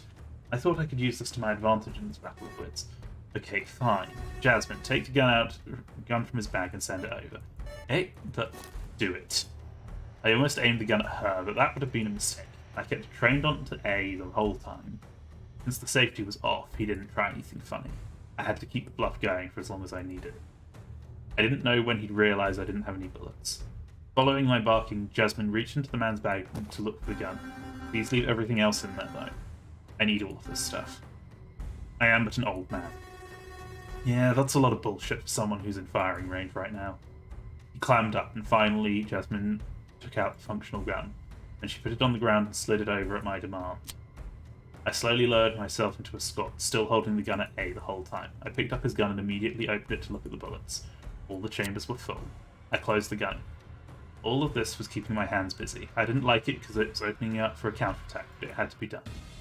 As soon as my gun moved away from him, the man shifted with a grace I hadn't thought possible for one as old as him. Everything happened so fast following that moment. Thinking he was moving to get me, I backed away. However, he wasn't going for me. Instead, he was going for Jasmine. While I didn't want him to hurt her, my mind made up a last-second plan. In his moment of inattention, I switched the guns in my hand without looking. I had to bring as little attention to what I was doing as possible. Eat! Jasmine's noise, not nose, brought me back to what the old man was doing. He was holding her hostage with a knife at her neck. He looked at me triumphantly, raising a finger to give me orders to follow. Slide my gun back over unless you want to lose your craft. I am a man of my word, and I will tell you that I don't plan on faltering at the last second. If the knife moves, it'll move the whole way. I did as requested. I leaned down and reached for the gun. Of course, he knew I could have just shot him, but I didn't trust in my aim. He probably would still cut Jasmine's throat. Or worse, I probably would shoot Jasmine by mistake. For all my focus, I was still nervous, and I'd never shot a gun before. Slowly, I set it on to the ground and slid it over while that asshole wore a victorious smirk. Sadly for him, the gun I slid to him was mine, not his. His gun was still in my hand. All my hopes rested on the fact he wouldn't notice. As I rose, he let go of Jasmine to grab the gun from the floor. Immediately, Jasmine backed away, putting several meters between the 2 of them. Don't do anything rash now. Wait, don't shoot. Jasmine interjected herself to no avail. The old man chuckled. Yes, he still thought he had the upper hand. It would have been a mistake to show my victory yet, so I patiently waited. It's over, Jay. One of us will die today. If S dies, I cannot guarantee your survival either. The old man took a pause once we both aimed at each other with our respective guns. He hesitated, but in the end I saw his glare narrow. He was squinting to aim. That was fine, of course. His gun clicked and jammed, just like it had for me earlier. Oh, sorry. I must have mixed the guns up by mistake. By mistake? This was entirely premeditated, young man. I kept my aim on him at all times until I pointed upwards instead, firing away to make sure he knew my gun worked. Jasmine screamed in panic at the sudden noise. See? This one works, unfortunately. Or fortunately. Now stop and don't try anything. Jasmine, you still have your bag, right? Yes? Did you really have to fuck the nicknames at this point? I'm tired of them, and they never did anything productive. Slide it over. This tension has to drop, everyone, please.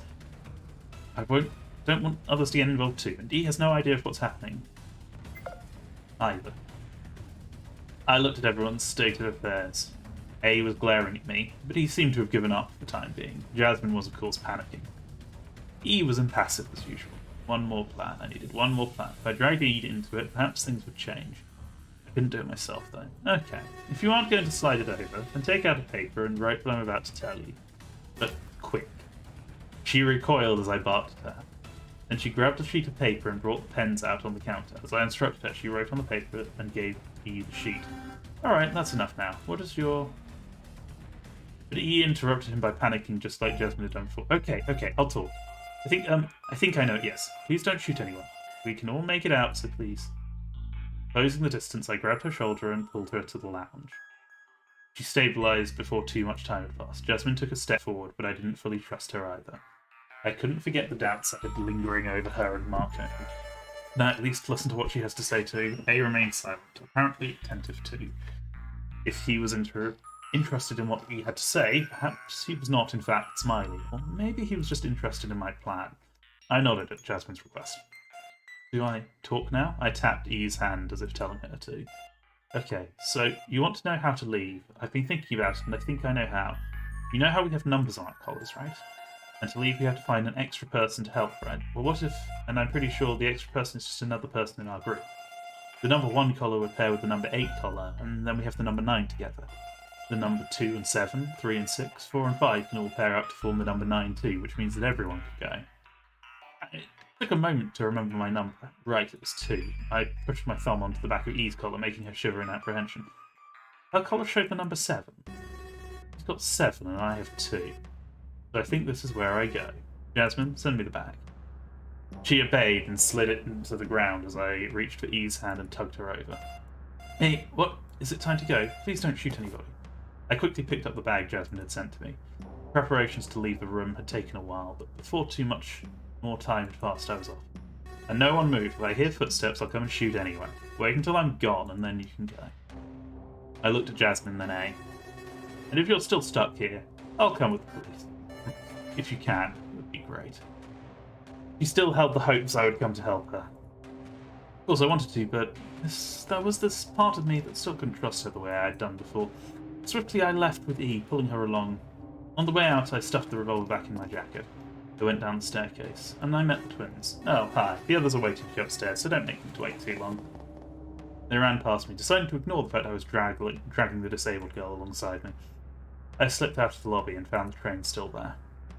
Quickly, I took it for a destination unknown, E in tow. I took the first one the train stopped at, the pantry. How ironic that I was going to leave at the station that asshole and his potential maniac, Lord. Speaking of, I was still tugging her along, not for much longer though. When my adrenaline died off, I was in front of the scanners. Where are we going? Please tell me. If not that, tell me something, anything. I ignored her for now. Perhaps that was cold of me, but I couldn't brush off the fact she had accompanied A this whole time, kept her thoughts to herself, and even probably conspired with the old man. I couldn't trust her, but she had to be with me if what she said was true. I took a deep breath. Then we stepped through the scanners, and then nothing happened. There was no beeping, no cutting our heads off. The doors slid closed behind us, but other than that, nothing. We were home free, assuming the elevator I could see at the end of our bend was our way out. I released E's hand. Right now, she was a ball and chain keeping me anchored. She would get in the way. If it was truly safe to go up, I'd bring her and deliver her to the authorities, where they would decide her fate. Are we outside? Where are we? Please let me know. She dropped to sit against a wall in the relative darkness after my refusal to talk to her. Said I made my way to the elevator. We were on floor -15, apparently. I pushed the button labelled with a 0. It moved up. I realised while the elevator was moving that my friends would be staying here too until I found a way to get them out here. Out there. Out of there. Something words. Found a way to get them out there. Yeah, typo, I think.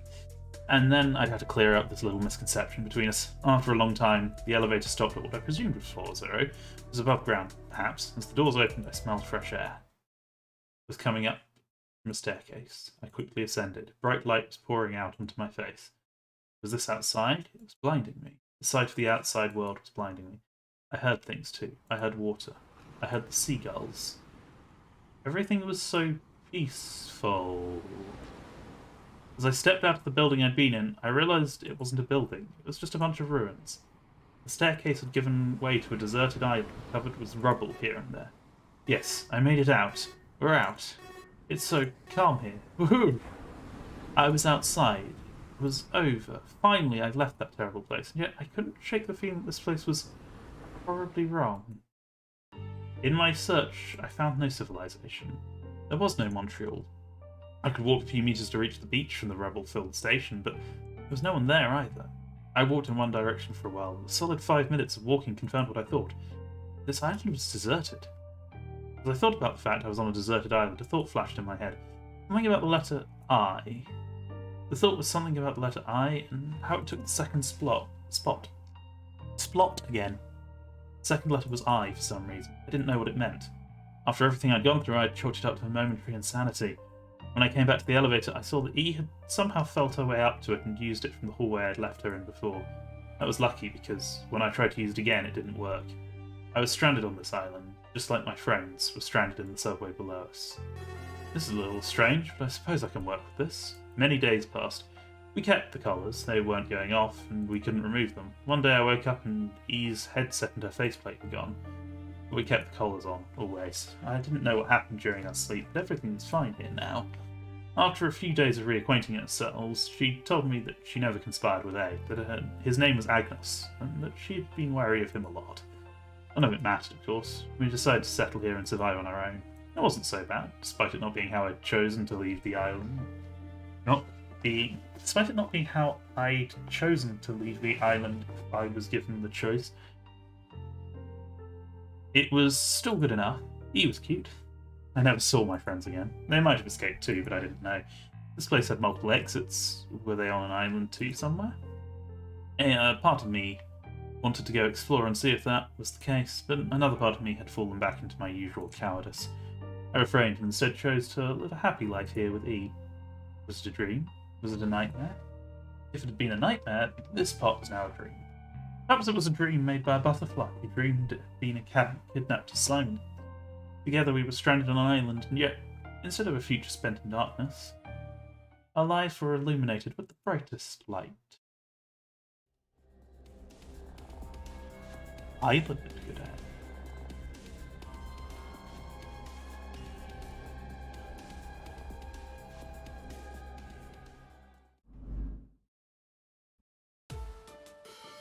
I mean, we got waifu, right? Best wife ending. Oh, again, the credits aren't skipping, so presumably something's changed. While they're rolling, I'm just going to grab very quickly.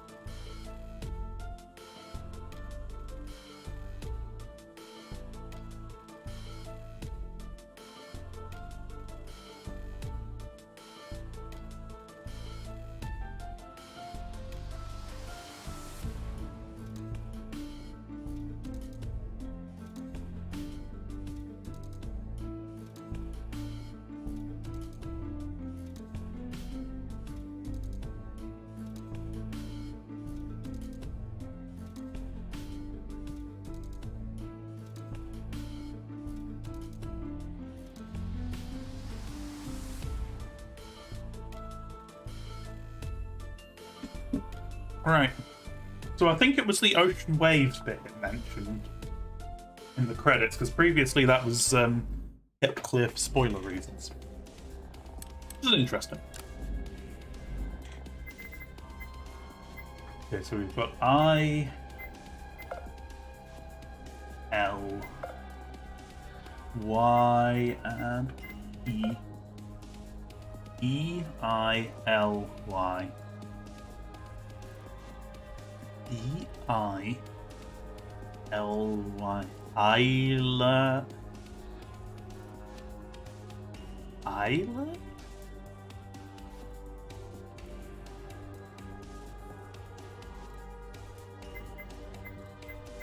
Well, let's go quickly get the stars route. I assume that would be the interesting extra thing, but no. I'd forgotten about the gun being the lock until we got there. Let's go see the stars. I wanna see the stars with you over the miracle. God, that was off. That was off. It's not a dead end, except it probably will be. It probably will be. Alright, head to the pantry and I'll go to the stars from the twins of thought. Sound good? And we'll meet at the bedroom once we're done. I'm probably going to die horribly in a moment, but we'll enjoy that. What?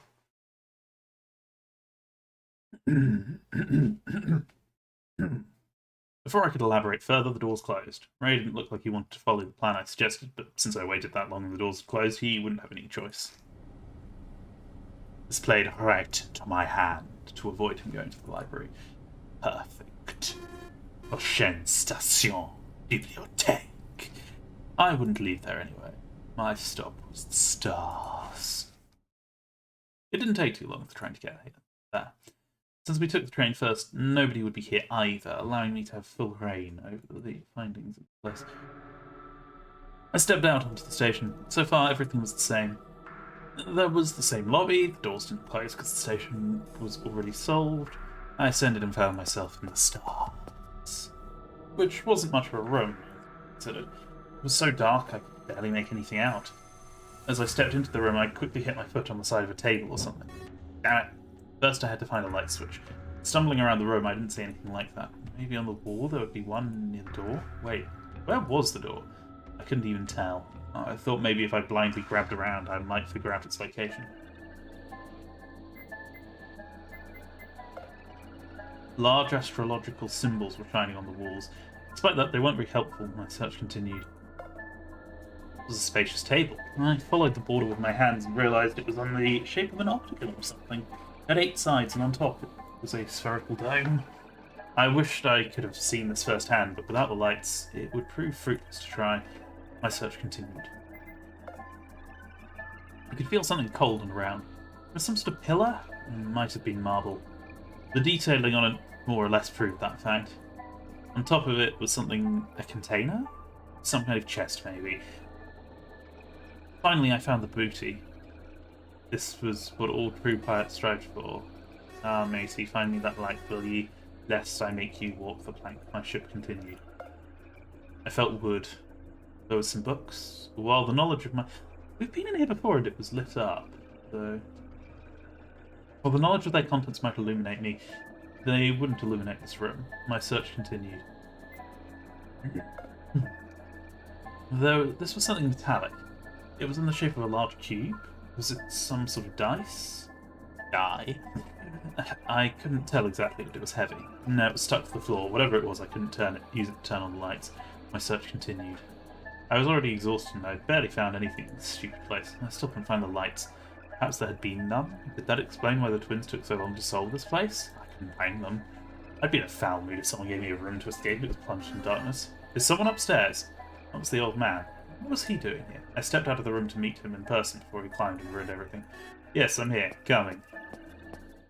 I walked down the stairs until I came down to his side of the station below. He was next to the lobby, right outside of it. Is there anyone else up there? No, it's just me. What's the matter? Everyone's leaving to search a new station, so I came to fetch you. You've been gone for quite a while. Yes, I met Ray and we decided to take a look around the stations everyone already searched. Oh, is that right? It seems a little needless. I have good reason to think Ray is suspicious of setting this entire thing up with the twins. And I found some video in the security room and we've been investigating to clear up those suspicions. You believe Ray may be smiling? Maybe not that far, but at the very least, I think he doesn't have clean hands. The old man walked into the lobby after thinking about everything I said for a moment.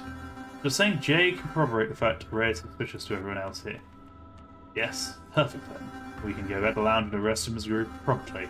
To see if there even is a hint that he is smiling, I have to take it. He belongs to an organisation doing terrible things. That organisation took my wife away a long time ago. I could never forgive them. The old man's sad smile was a terrible contrast to the determination he was revealing to me. Was he that focused on revenge? He was unwilling to concede someone may yet be innocent? I shook my head at his offer. Wait, that's a little hasty still. I'm not going back yet. I have other things to do first. Oh, but you will, my boy. See, I have the best tool to prove Ray is thorn in the group's side. However, it will require your complete cooperation. Before I could agree to his offer or turn it down, he shot me right in the chest. Wow. I fell backwards, sliding down against the back of the lobby's wall next to the stairs. I had no idea where he got this gun, but not knowing this had been a fatal mistake for me. As you two have split up from everyone else, he was the only one who knew where you were, and he shot you. Ray couldn't bear your presence in his grand schemes. As an agent of the MTS, he wouldn't take chances. As the old man made up his own version of the facts, I saw someone else outside of the doorway. It was the girl, the eccentric E. Were they both in on this murder? I didn't believe Ray truly was an agent of the MTS, whatever that meant. He wasn't hired by the Montreal Transport Society, not with his uniform.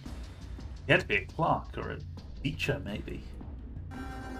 I will carry you back to the lounge. Everyone will witness the horrible deed he has done to you while you were alone with him.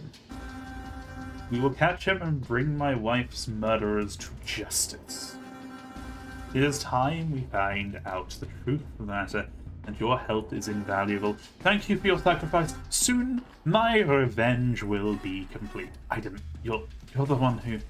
Nonsense. Your help is a great contribution. Don't be so modest. As life slipped away, I slowly lifted my hand and weakly crossed all my fingers until only the middle remained upright. That will make a great epitaph for you. Sleep well. My body fell back down like a marionette when its strings were cut. And then... darkness. Stars, bad. Okay.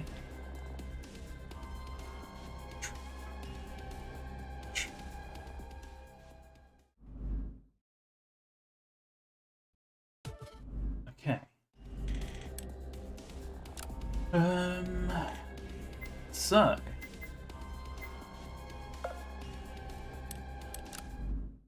Here we go.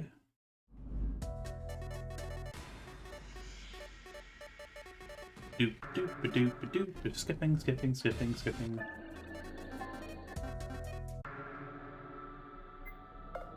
Let's have a good conversation and actually talk to people. I couldn't resist the pull of fate. Sharing the video was in my best interests somehow. I didn't know why, but I wanted to do it before doing anything else.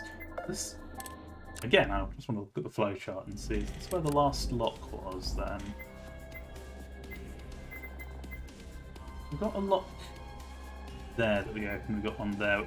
Because there's another green lock somewhere, and maybe it's just further down. Okay, so that can only go that way, I suppose. I'm trying to figure out if this is meant to make some particular shape or something. I don't know. No, it's us.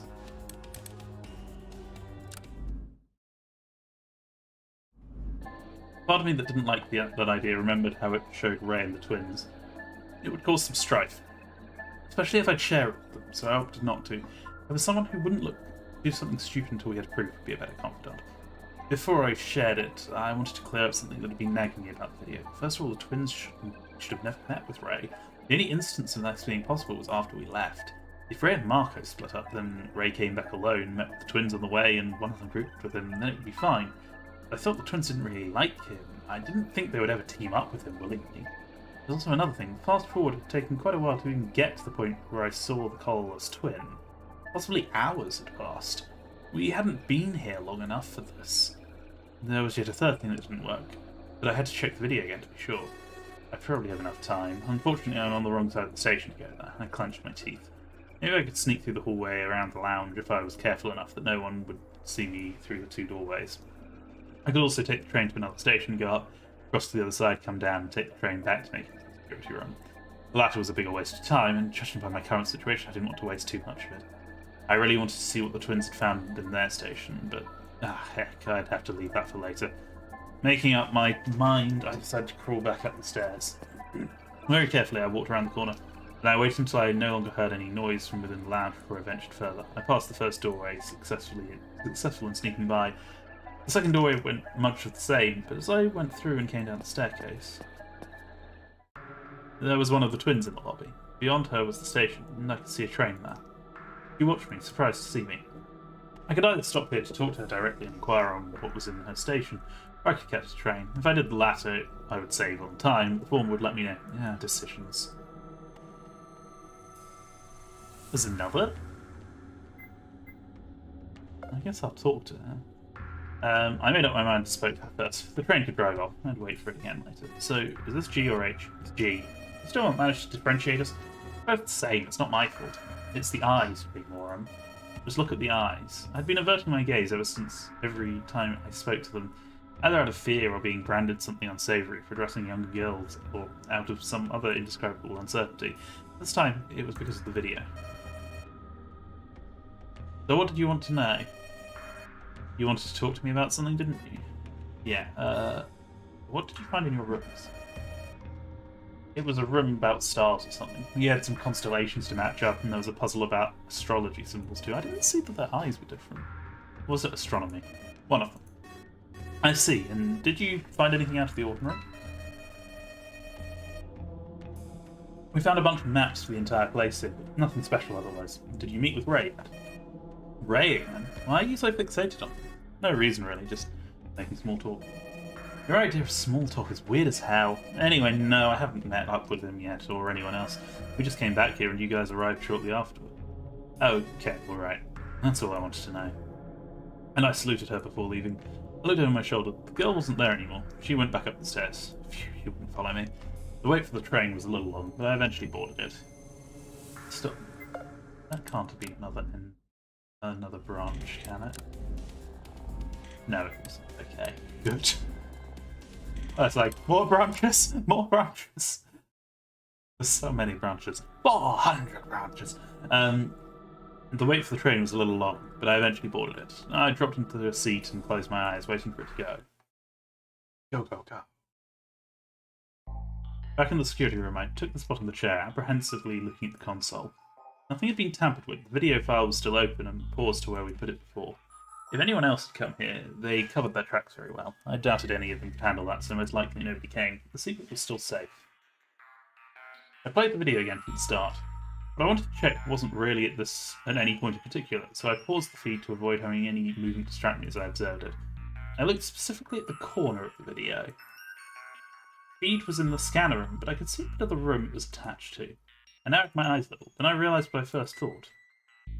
I scrambled out of the seat, left the room, and looked around the hallway. Kept my eyes low and almost bumped into the corner on the way in. Do you know I was in the scanner room for this station? There was no mistaking it. The floor outside of this room was exactly like the floor in the feed.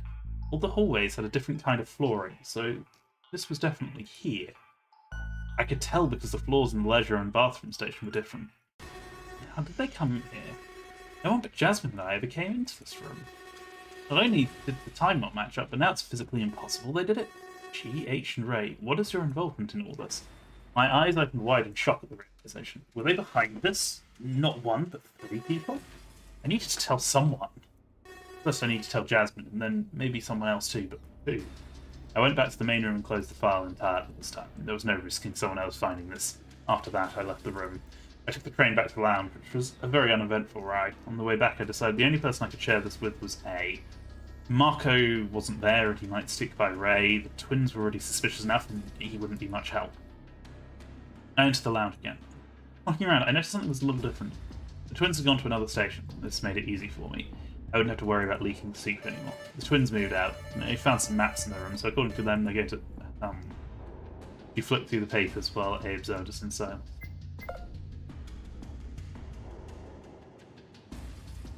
E was there too, but she was silent and tranquil, drinking some juice from one of the couches. Ah, the pool. The room we explored together was marked as security. Remember that live feed of a church? That's just a few stations down the line. According to the maps, we got around 14 stations. Stations in total.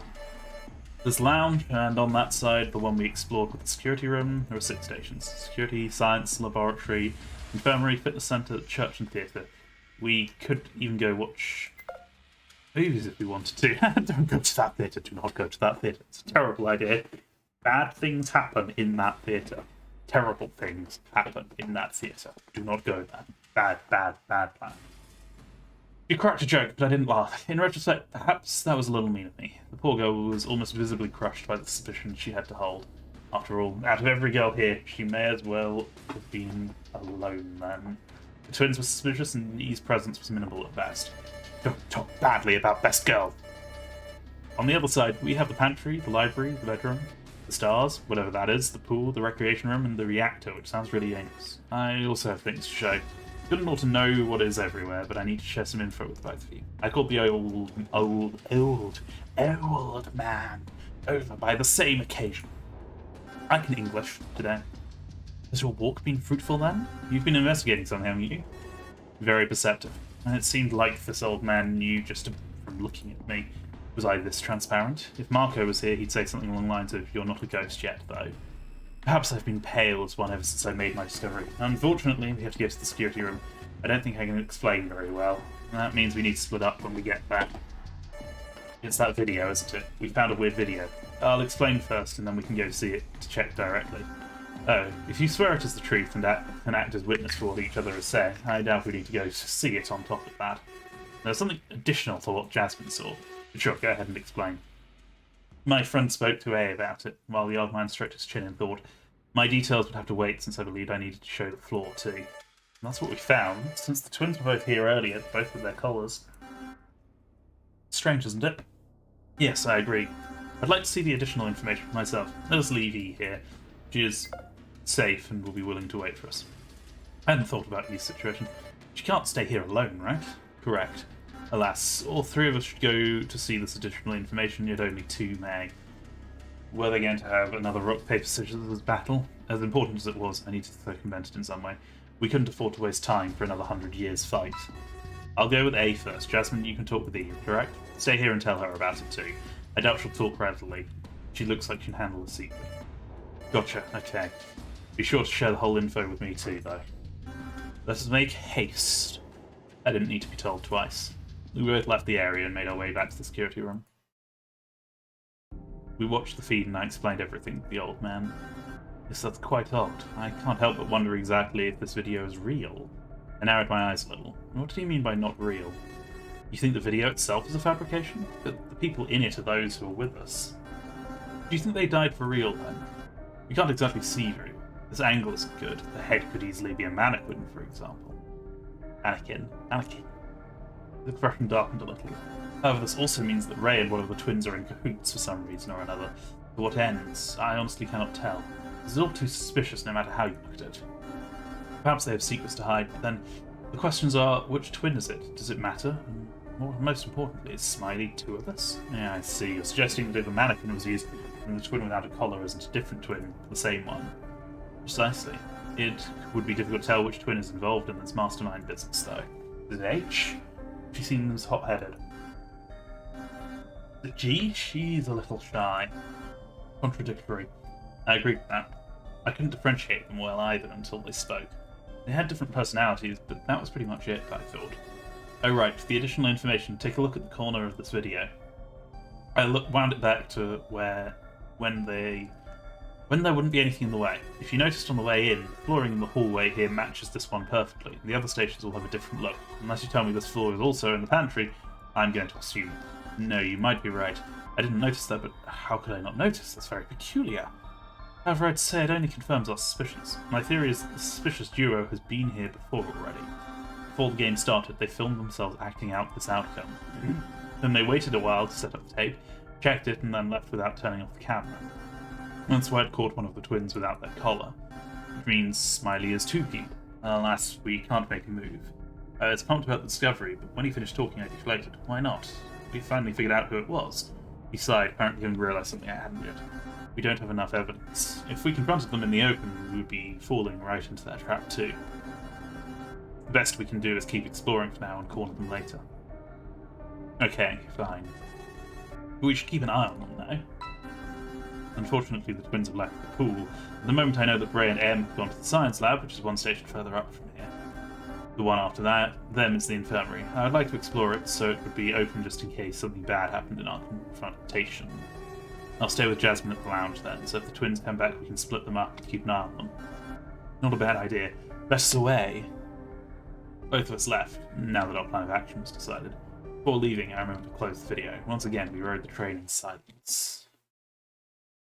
Ooh. So that's what we figured out. We met with Jasmine again, and I explained everything to her. Theories are nothing entirely concrete yet. That's why we'll stay here. If the twins come back, it's paramount we grab them and question them. Yeah, but we'll have to be careful. Is that a good idea? I don't know.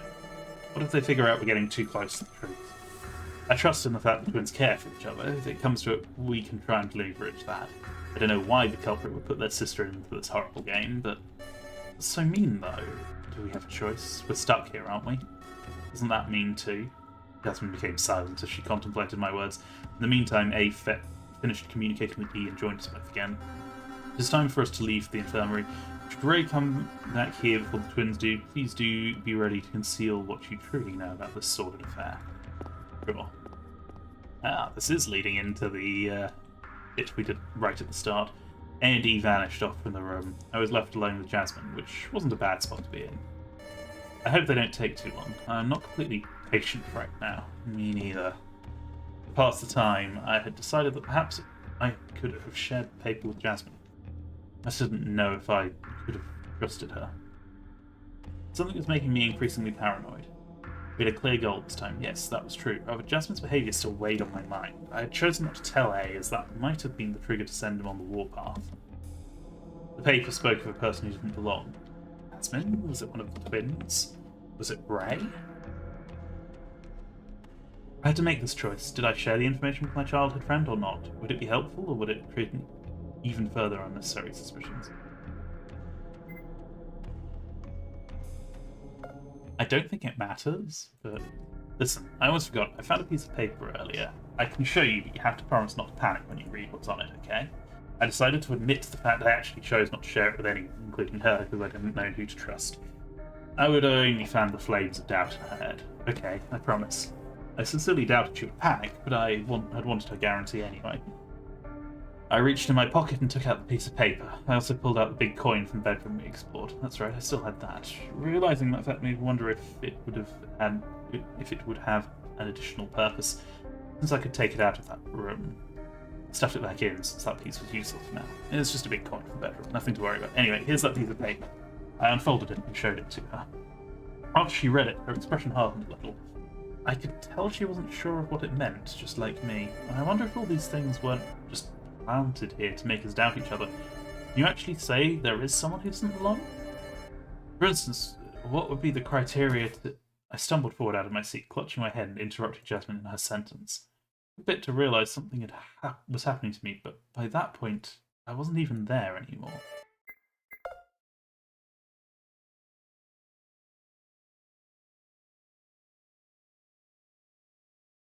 It's an odd point to suddenly go crazy. Her voice faded and I was elsewhere. Darkness. No, a room. It was a reactor. I was in a reactor room. The door of the reactor opened and behind it was a pile of molten something. A wall was rising into the ceiling in the back too. Even though I was looking at the reactor, what the wall had been hiding slowly came into my view. Behind the wall was 8 vats, 8 of them lined up containing all of us. Jasmine, the twins, Ray, A.E., Marco, and me. We were all inside of those pods. We were floating, floating, floating. I screamed myself awake in the lounge next to Jasmine. It was shaking me to bring me back to reality. It had worked, but I couldn't deny what I'd seen. What was that? I silently asked myself. Bewildered and uncertain. Simon, you were right. My head. It's splitting in half. It feels like my head is being smashed, and you didn't use the nickname. I hissed the words through my teeth, trying to stay afloat. There's no time for you to worry about the nickname if you're having this kind of reaction. The hold I had up on my head softened and my lips curled into a smile. That's right. She cared for me just as much as I cared for her. I tried to think about what I'd seen again, but a violent headache split me once more as the result. I quickly abandoned that and instead reached for the couch to rise back up. With Jasmine's help, I was hoisted back up and to lay onto it. Oh, no. The state isn't good. Em and Ray aren't here, the eccentrics are gone, and the infirmary isn't solved yet to bring you there. It's okay. I'll just get a bit of shut-eye, nothing to worry about. I reassured her with a bit of a smile. If Em and Ray come back, just wait for me to wake up, okay? If something happens, don't hesitate to fling a bucket of ice-cold water on my face. On second thought, don't do that. It's got to be really horrible. Okay, then. I'll go stand guard for them. If anything bad happens, I'll be right here with a bucket of molten lava. That's not much better. We laughed it out until my head hurt again, by which point I decided to have that lie down while she left the station below. I knew I could count on Jasmine. She was always reliable. She would be here for me for all time. Except she wasn't there anymore. I suddenly gasped myself awake. How long had I been there? This had been so uncomfortable. Yet all my memories were back. All of my memories from the moment I woke up in the train to this very moment came back to me in that uncomfortable nap. I touched my face. I felt groggy. Slowly I rose up, and by sliding my back up the wall, I was back here in the present. I was back here in this absurd future. Jasmine, with a raspy exhale, I looked over at the darkness nearby. Sure enough, her legs were still sticking out. She was dead. We're back at the start, everybody. A surge of pain rammed through my entire head. had I brought a hand up to support it. Wincing with one eye, I stumbled forward, falling back onto the ground with a groan of pain. Ugh. Jasmine, I remember your death. There was a gunshot. I clenched my teeth. Who was it that shot her? Did I manage to figure it out? Another vision flashed, much like earlier. I gritted my teeth when I remembered. The vision I'd just had was a piece of memory. It was accompanying E, and I was accompanying E even. And there was A, the old man. Not A, but Agnos. His name is Agnos. That old man had a gun. That old man shot people. That old man was a terrorist. That old man was my enemy. It's you, isn't it, you f***ing asshole? A's your name. It stands for asshole. I punched against the ground, leaving behind nothing but pain through my hand. I held my fist with my other fingers, rubbing over it as if to soothe the pain. This is all your fault. All your fault. All your fault that you stupid, safest bet. You should burn in hell. You let my rage... I let my rage wail and scream profanities and damnations. For several minutes, I was nothing but the instrument of my ire. A twisted typhoon of feelings was raging around my head, which I translated into punches and kicks. I eventually tired myself out, figuring that this wouldn't do anything. Jasmine was already dead, but this wasn't the first time Jasmine died, was it? When I saw that wasn't alive, was it? The reactor? This place? The shooting? People dead? Jasmine dead? Is Marco dead too? I had to find them. We had to beat Agnes to his own gate. Ugh, wait. They didn't feel right in what I remembered. Bats? I saw some pods or bats. We were in those pods. Jasmine, what are you? I crawled over to Jasmine. Perhaps what she held on her would give me some kind of lead on how to proceed. I didn't want to touch a corpse, not her corpse most of all, but I had no choice.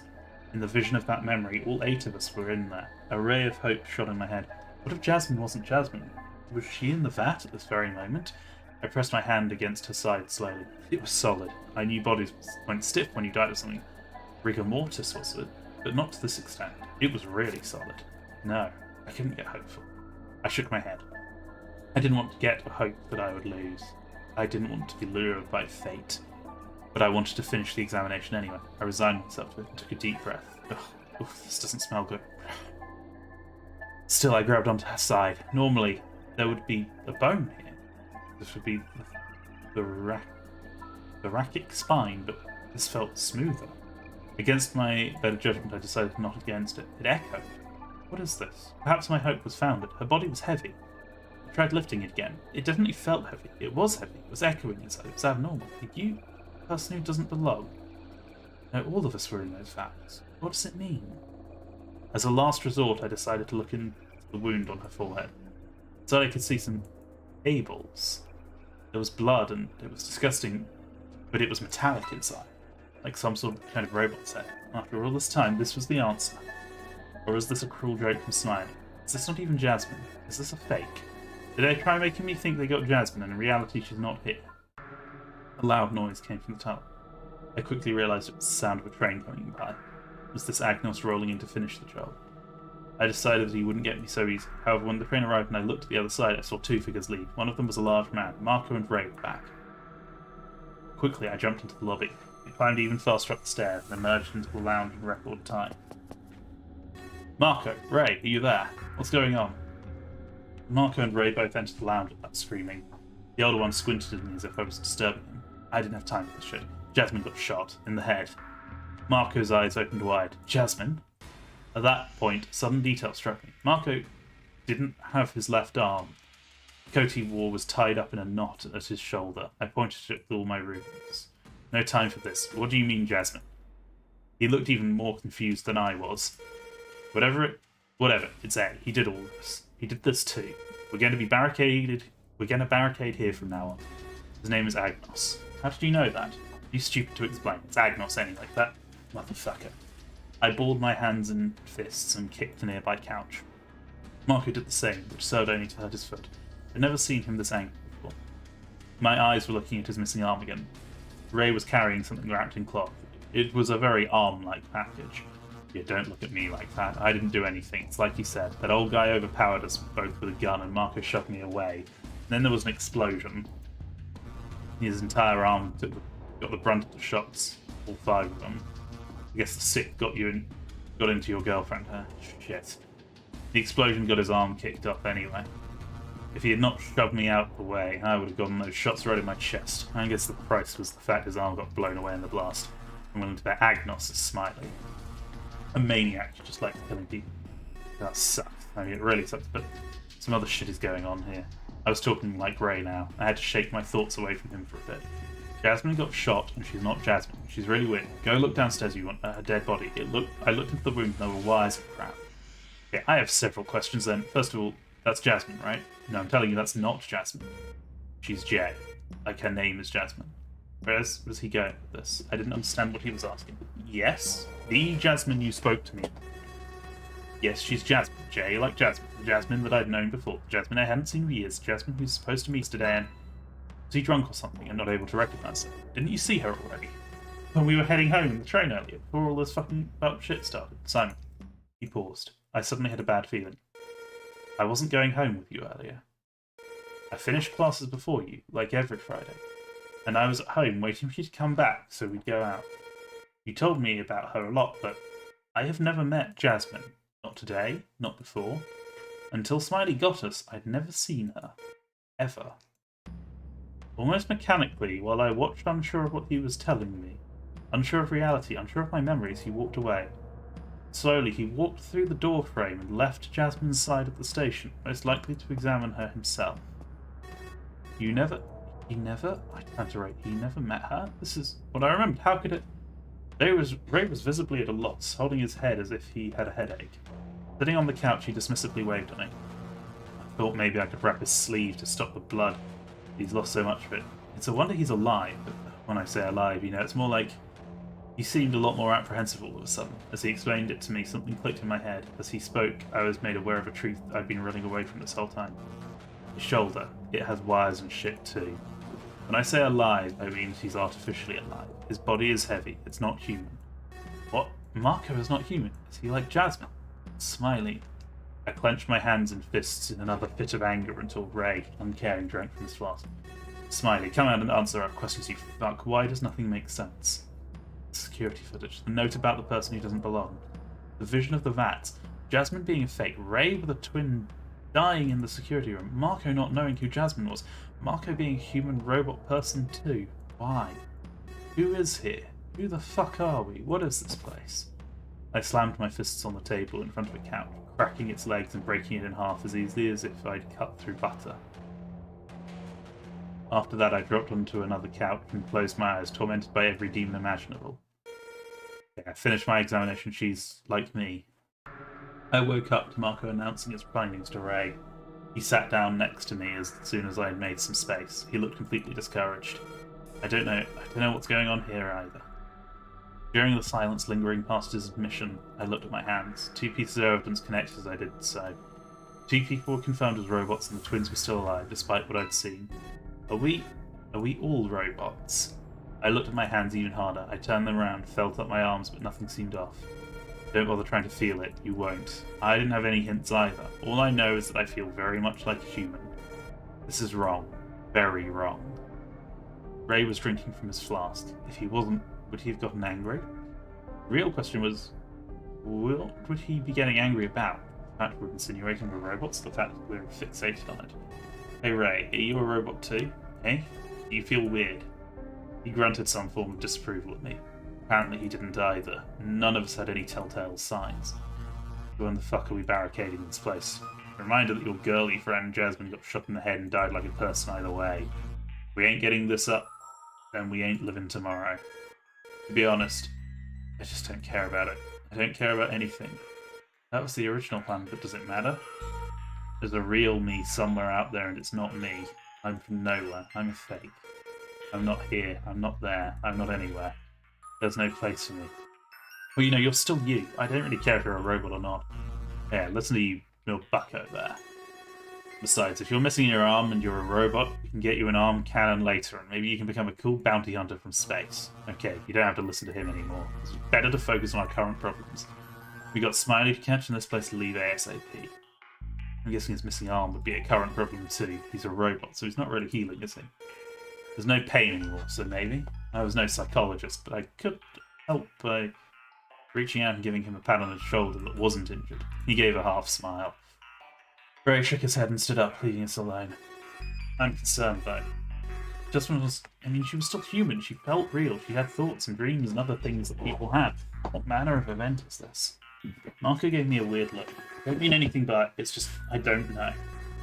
We all have memories from when I wasn't a fake, I guess. I don't feel any different, but I could be a robot too. Want to cut off your arm to check? Even while feeling down, he was still a joker. Gonna get the opportunity if you two don't actually help but fucking barricade this place. Agnos could be here any moment. I stood up alongside my friend. While we toiled away in silence, I thought about a few things that might have been relevant. I didn't know if Marco's bleeding was a sign that it had healed, or that he wouldn't feel any of it. And to think of it, wasn't it? What's something he told me earlier? He told me something like hunger is just a signal. If hunger is fake, then us being hungry wasn't proof of anything. First I thought that might have been something robots couldn't feel. Upon reflection, that wasn't helpful. Wait, earlier? Marco told me earlier, but when did that happen? In the library? I've never gone to the library with him. We moved some of the couches up to one of the two entrances, blocking it completely. Surely if Agnos was a robot like us, though, this wouldn't stop him much. Ray and I moved back to the other pair of couches, readying ourselves to take hold of them and carry them to the other door. What else could help, though? I had to gather everything on over. Oh. Ray fell over from behind me and turned around to look at what was happening.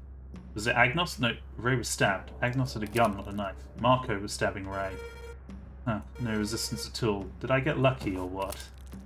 Ray smashed his fist against Marco's leg. The boy didn't care. Instead, he pulled the knife out of Ray and slammed it back into his chest, forcing Ray to give a raspy exhale.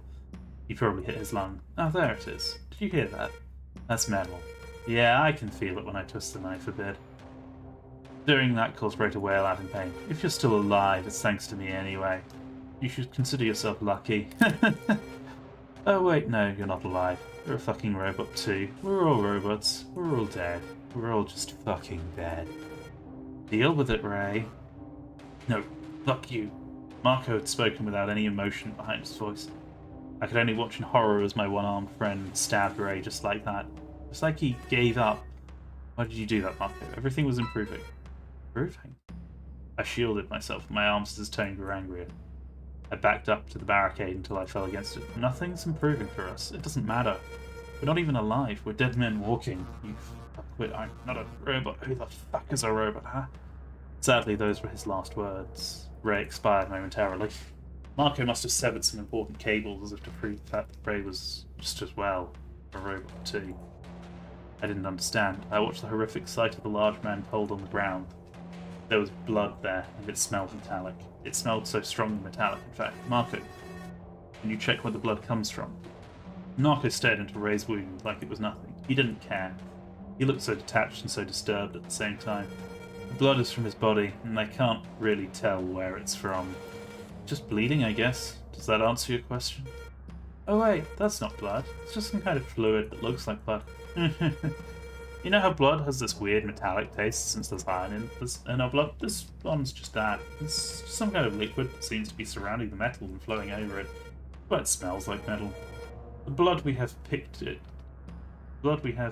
up from our bodies. The blood we have picked it up from our bodies. Yes. Hilarious. He wasn't laughing though, and neither was I. I tried to rise up to do something about the situation, but he immediately lunged at me. I thought he would stab me, but all we did was fall down. I was on my back, and Marco straddled me, looking dangerous. Instead, he launched himself into a monologue. I don't really know what to think anymore. Remember what I studied in? Probably not. It's the kind of applied It's the field of applied pneumatics. Why did I come up with that kind? I studied on thoughts, what they are, and how to apply that knowledge in the field of science. One of the classes we had, there was this giant thought experiment about some theory called the Ship of Theseus.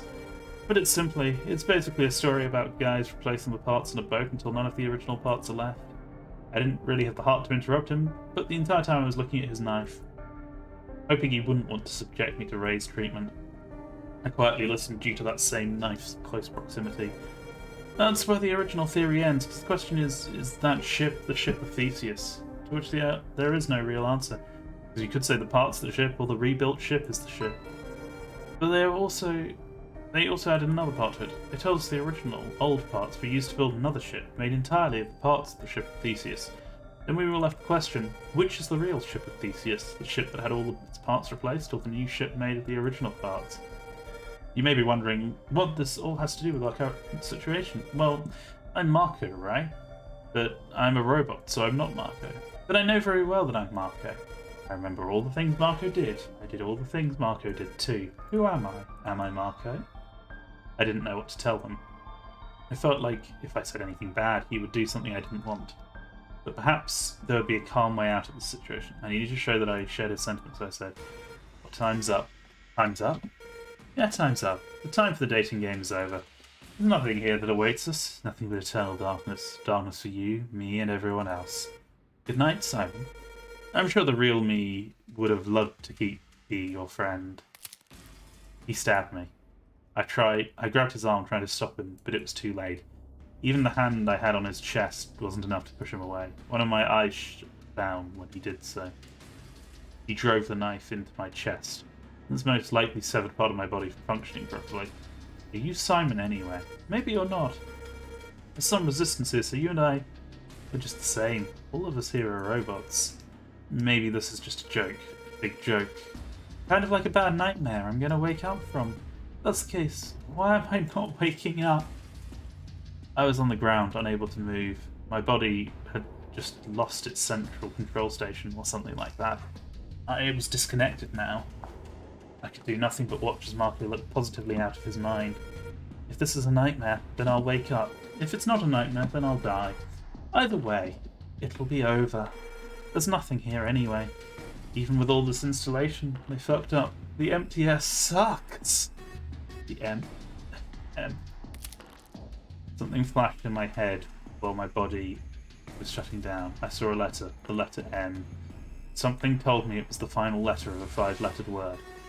Final letter, 5 letters. Marco, do you know what it means? It means nothing.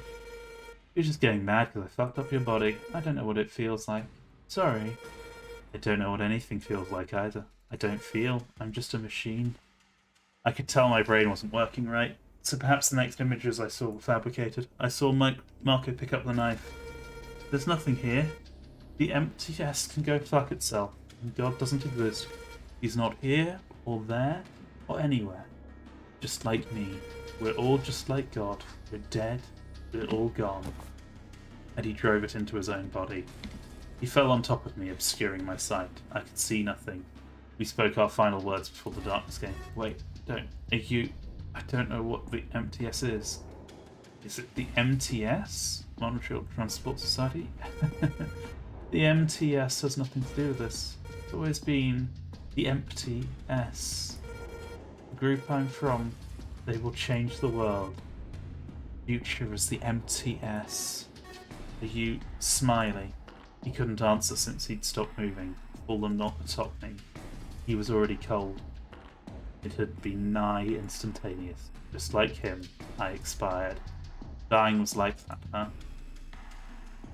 I didn't get any answer, and I couldn't even see Marco anymore by that point. There was only darkness. I understood now. I did not die. I was turned offline like a robot. That's why there was darkness. That's why there was darkness when I died. Every single time.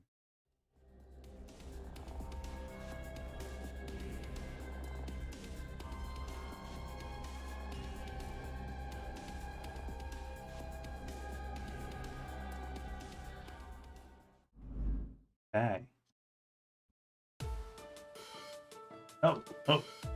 They're rolling again, so something probably changed. There's no silhouettes.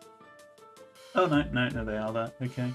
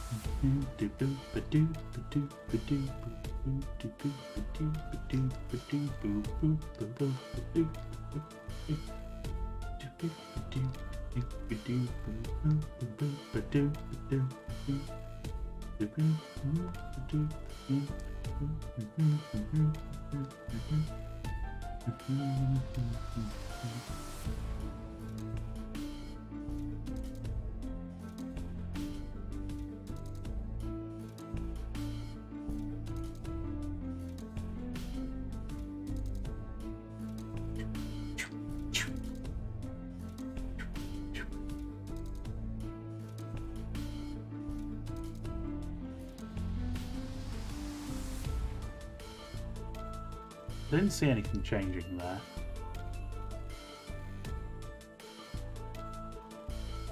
Maybe I missed it. I'm not quite sure. Okay. Oh, we got Deader's code again.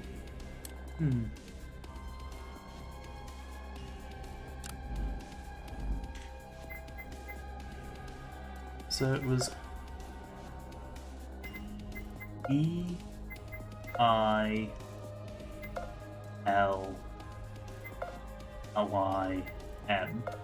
Ilim? Ilim? Don't know. No, that was... Wait. There's a... Did I miscount the endings? I must have miscounted the endings there. There's another one here. Well... Let's go. Oh, that is actually intentionally a different shade of green. Okay. Well, let's go see what the hell all that is about. I'm in a hurry to catch the train. I gave the twid a quick wave before moving on just as quickly. Be fast to catch a train before it left. I managed to do it in extremis. As soon as I stepped in, the chime rang and the doors closed behind me. I panted and dropped into a seat, closing my eyes and waiting. It's all the same then. To make this choice, did I share the information with my childhood friend or not? Would it be helpful? So I believed we should keep the paper a secret. I didn't feel right sharing the information with Jasmine for reasons beyond my understanding. Somewhere in my head something told me that was wrong, and so I followed that advice. Besides, that information might only serve to drive a wedge between us, especially with what we'd seen from the video. All of it pointed to the fact evidence was being planted to make us doubt each other. Instead of telling her about it, I pointed to the staircase. Let's just wait for the others to come back then. Jasmine nodded at me. Our minds set, we both made our way to the staircase. However, something bothered me still. I knew I could trust Jasmine, so why did I decide not to share the information with her? You can't trust her. She is crazy. We have already established this. It made sense with a bit of thinking, but I hadn't taken the time to think long and hard about it. I almost instantly chose not to trust her. I sat down against one of the metallic walls. It was cold. She stood by me, arms behind her back, against the wall. She too was waiting in silence. Did I have any reason not to trust Jasmine? Of all people here, she was the one I knew I could rely on the most. Where was this feeling coming from? I shook my head. Maybe it wasn't coming from anywhere in particular. I was probably just stressed. I tried to change my mind thinking about what the others were doing, but ultimately it only made the wait seem more unbearable. Finally, the train arrived on our side. Oh, Em and Ray, but I was wrong. I didn't know why I thought Em and Ray specifically would be dropping by next, and it wasn't them anyway. It was just A. Is everything alright? Em and Ray haven't come back yet. He walked out of the train, looking rather surprised. Then didn't feel right with the old man's demeanour. And where was E? The train drove off before the girl stepped outside. In fact, she hadn't been in the train at all. We haven't seen them yet. Where's the girl? Strange. I saw them earlier on the way past, leaving their room. They seem to have been done with its exploration. I stopped at another one on the way here. I wonder why they're not back yet. Perhaps they're hiding something. And where's E? I asked again, this time a little more forceful. Jasmine looked at the both of us, uncertain of how to proceed. She's still at the other station, you thought? Yes, to put it plainly. I suppose I can tell you everything I've seen to. First, I stopped at the security station on the way back, after I saw Em and Ray. I unlocked the door because I was curious. My train went back around and reached them, but they didn't come back. I did not see a train pass by afterwards. I waited for it to come back around yet again, and took it to try and reach them. However, I did not find them anywhere, and a few stations at the back are locked. I presume they have chosen to continue without us. That's not good. We should check for ourselves, I think. If you wish, then go ahead. I'd like to go too. Perhaps we could all go together. I'm also curious about what they found in the science laboratory. Maybe something there tipped them off. Like what? I don't know. This is only a wild guess of mine. Oops. I looked at Jasmine, and she did the same towards me. I didn't detect any doubt from her, so I led her our little trek back to the other side of the station. So why didn't you explore it on your own? Science lab. Whatever do you mean? You came from that direction, right? If they truly finished and they were done with the place, you could have scouted it out. Ah, that's true. I didn't think about that. In my hurry, I suppose I was merely looking for companionship to go witness what they had found as a team. Somehow that didn't reassure me. I passed up on commenting further on it while we made our way back down the stairs, this time on the other side. I glanced at Jasmine as if trying to tell her that we should stay alert. Something about the old man was a little off. His story didn't match up, because there would be no issue reaching that station on its own. Also, what the fuck did he do with Best Girl? While we waited for the train, I talked to Ida. Asking Jasmine might yield another point of view on his actions. If I spoke to him directly, I may better understand what he did. Sure. I have a question for you. Oh, by all means, go ahead. Which stations were closed when you went up north? The old man frowned a little, visibly trying to think about them. Was that genuine or... No, it was a little forced. He was definitely acting. The man knew more than he revealed, and his pause was telling me he was hiding something.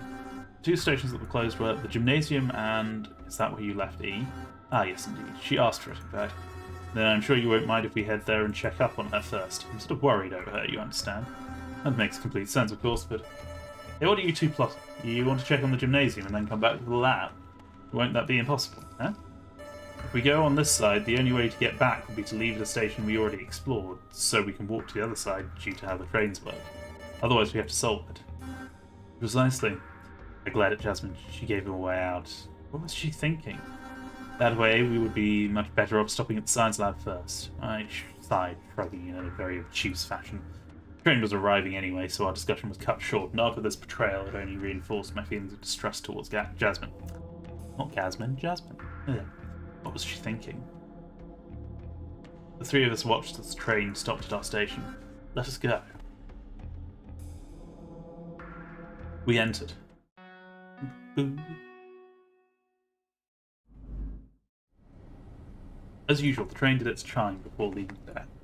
We took some time getting to the lab, all of which was done in the utmost silence. I couldn't have talked with Jasmine without A hearing us, and I couldn't confront A without getting Jasmine on my back either. Finally, we disembarked. I propose we head up with S first, and then J can come up after we finish. That's fine by you two. That's where I can explain what I'm thinking him and Dre are doing. Are they doing something wrong? I guess it depends on what they found up here. Figuring this part out may be crucial for the events transpiring here. It wasn't like we had a lot of choices. It was true I could head up there with Jasmine and give him the slip by coming back down the other side, but if we did so, he could follow us anyway. Okay, I'm fine with it if you both are. Come back soon though. I'll stand guard just in case someone else passes by. She crossed her arms and leaned against the wall while Ed and I entered the lobby.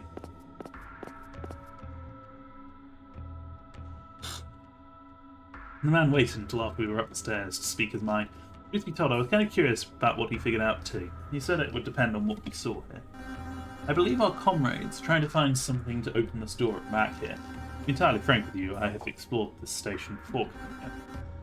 Apologies for my tiny lie. He motioned towards the large door that looked quite solid. That's the door we're going to get to go and open in a bit. By the same occasion, he reached for his bag. Somehow this looked dangerous. What if he pulled out a...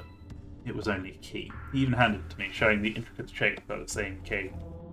It looked like a key with an ornate handle with the number 8 carved in metal onto it. I think that key opens this door. That chance, it doesn't have a handle or anything. It's almost like a wall or a window. No, I don't think this key opens that door. I think it's for something else.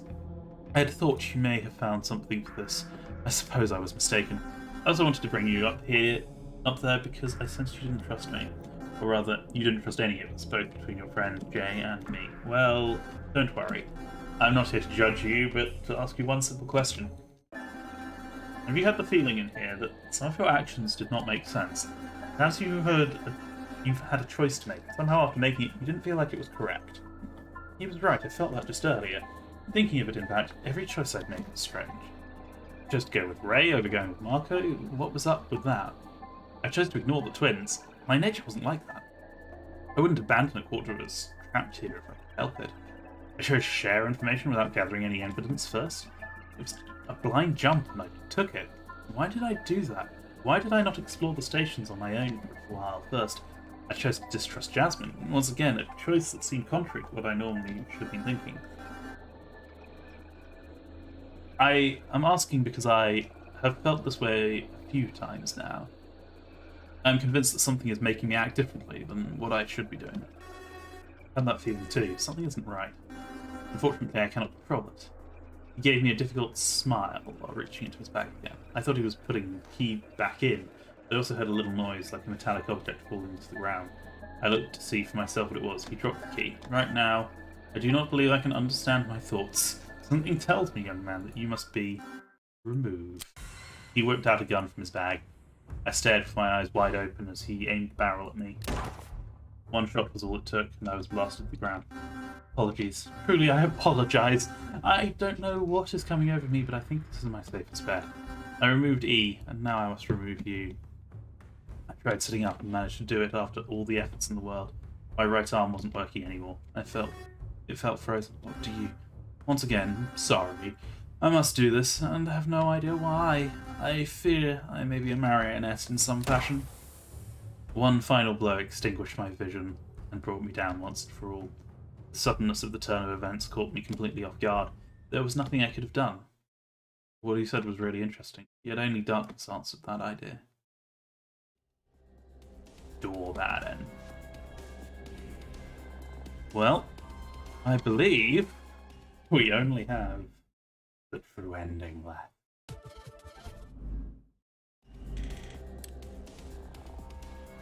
Okay.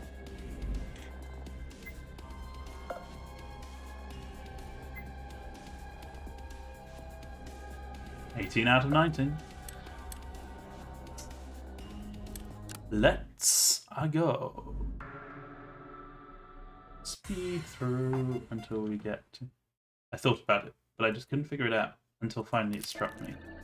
Painful headache crept upon my mind. It enraptured my brain and squeezed so hard I thought I was going to die. I dropped the remote onto the nearby table and fell down upon it. Oh, why does it hurt so much? What the fuck? My hands closed into fists and I banged onto the table a few times. I banged with my fists until with my whole body. The pain was excruciating. Someone help. I called for help in my mind, knowing full well nobody would answer. Several long moments of this pain followed. It was as if my head was filling with a great deal of information, too much in fact. Finally it ceased. I breathed heavily, panting without any idea of what just transpired. However, something felt different now. This was just like the time at the station. All my memories came back to me. I remembered everything. The letters, I know them. Finally, after I stabilized and stood back on my feet, I entered the 5-letter password, following the instructions on the remote. 5 letters were EILYM, and the reverse...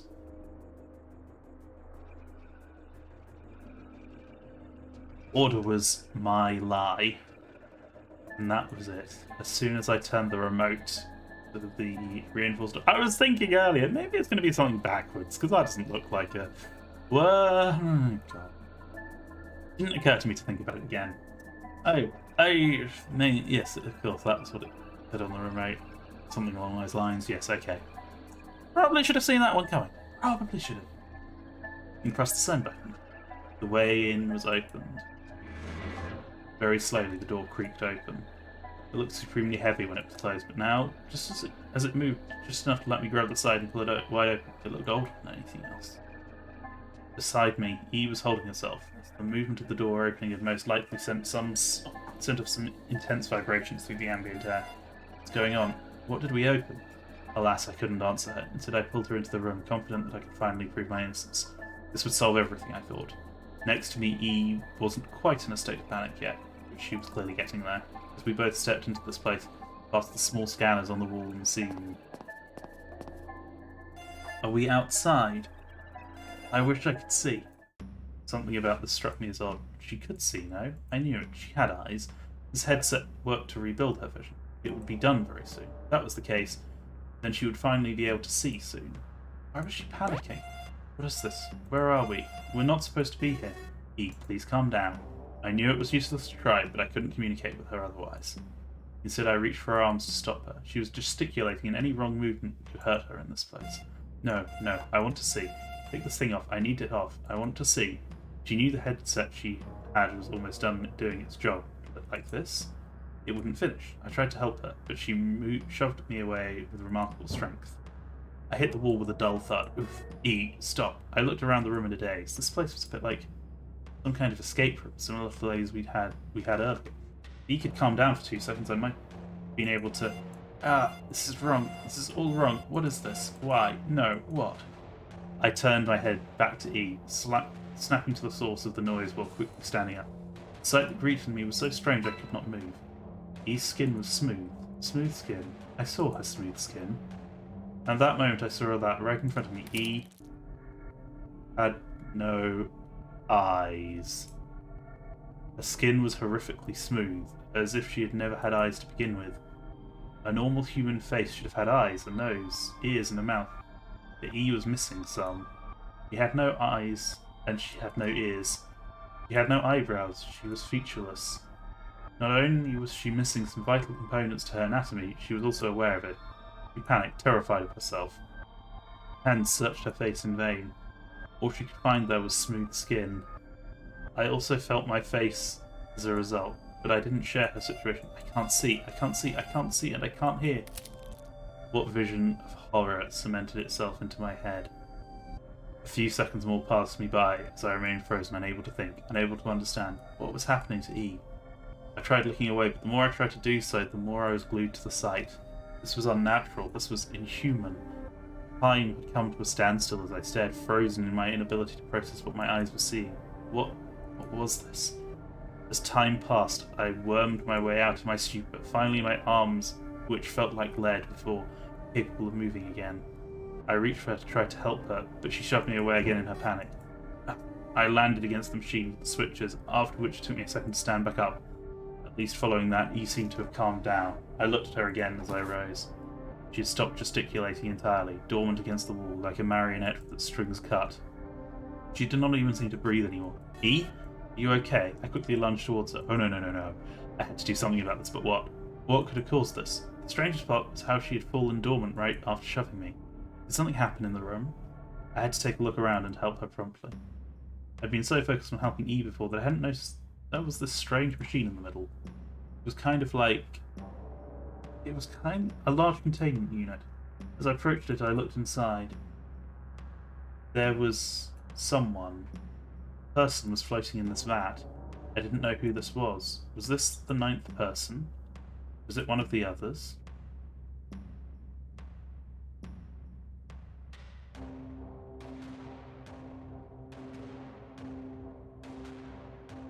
No. They wore a mask. Eitine!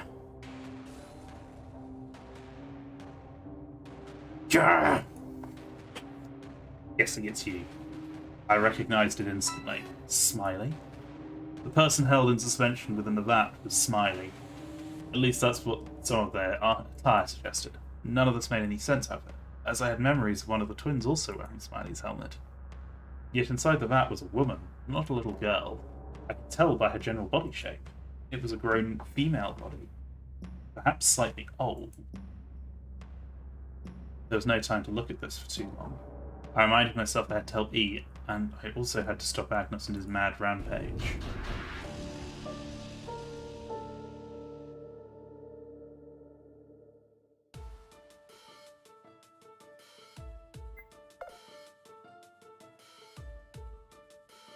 I took a moment to look at this vat. The person was still floating inside, attached to thick cables and tubes. Who was this exactly? They were a woman. Wait, Jasmine? Is that you in there? I couldn't be sure yet. If it was Jasmine, then you had grown older.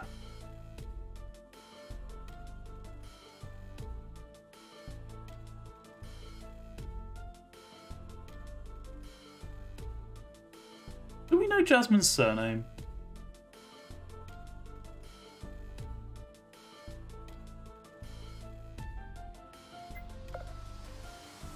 I approached the machine in the back, the one that had a bunch of switches on it. I fell against it earlier when E pushed me aside. Bringing my attention back to the machine, I couldn't understand what these switches were for. However, I realised one important thing. There were 9 switches. When I'd entered the room, 8 had been up and 1 had been down. Now a few of them were scrambled.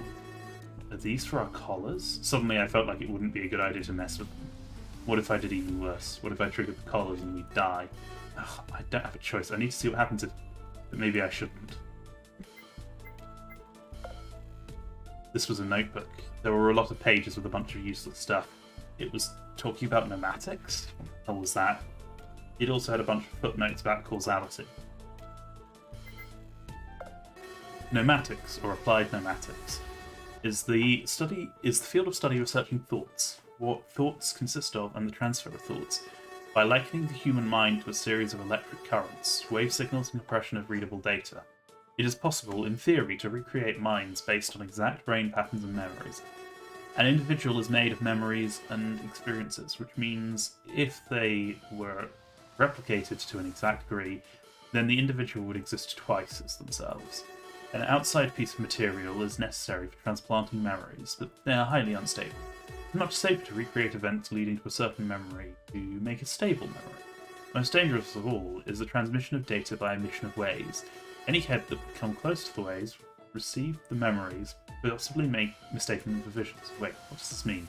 I'm trying to wrap my head around it. Does it mean that when I was having some visions, the thought flashed in my head? This did happen before, not just once either. I remembered when my head came close to Jasmine's for that kiss. I had visions of the train I could just not get rid of. They were haunting me in that moment. Could it be that those were fabricated somehow? The twin leaned forward over the counter to look at what Knox was preparing. She suddenly started talking about a terrorist who had planted bombs in a metro. Did something transmit that memory to her? And all the times I held E or supported E, only to feel like I could fully trust her. Was this also something that was being transmitted? The real question is, where are those transmissions coming from? I couldn't answer that. I needed more information. Sadly, as the pages went on, this became too confusing for me. I couldn't glean anything else from this.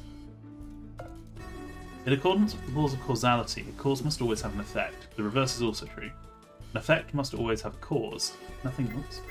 Causes anything to happen, then nothing happens. That is why, in the event of an effect being observable first, all causes of it will be forced into existence. This is the anthropic principle. Because it was observed later, all that led to it exists. If an outside source came to witness some events, then other events would need to pave the way for said events to happen. As knowledge is impossible to unlearn, any witnessing would create it for all time. So it says, because we're here now. Other events needed to exist? Am I getting this right? This isn't helping me save either. For some reason I couldn't deny the fact that this was somehow important. Having closed everything up, turned. Hang on.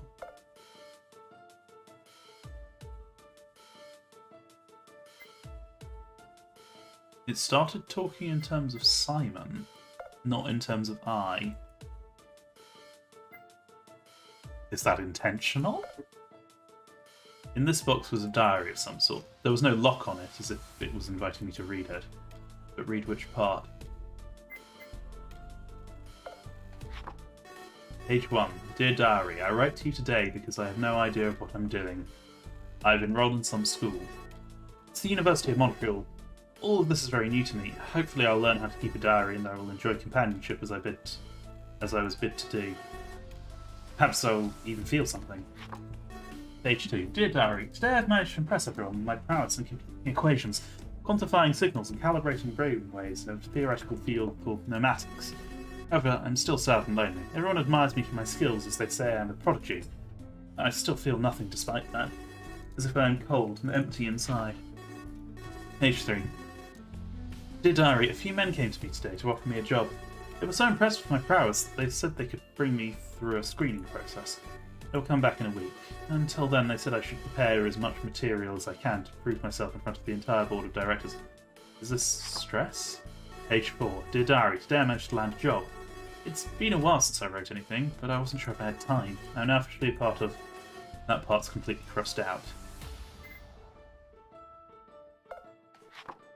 Page 5. Dear Diary, the job I'm doing can be very taxing. I'm under a strict contract to never reveal what I'm working on. But some of it makes me really wonder if this is the right way. They're paying me an outrageous amount of money, though. I wonder what kind of rich person could even fund all of this. Dear Diary, it's been a month since I last wrote. During this time, something magical happened. I'm sorry I couldn't write. I had a lot to focus on. What happened was I met a boy. No, I just saw a boy, that's all. I didn't really meet him. I feel shyness. I feel butterflies. I don't know what this is. Something in me was interested. I don't know how to process this. I will write more later. Page 7 has been ripped out. Page 8 goes as follows. Dear Diary, I did it. We finally created the first GEM. General something. Machine. I think this was in the previous one. It's code for gamma.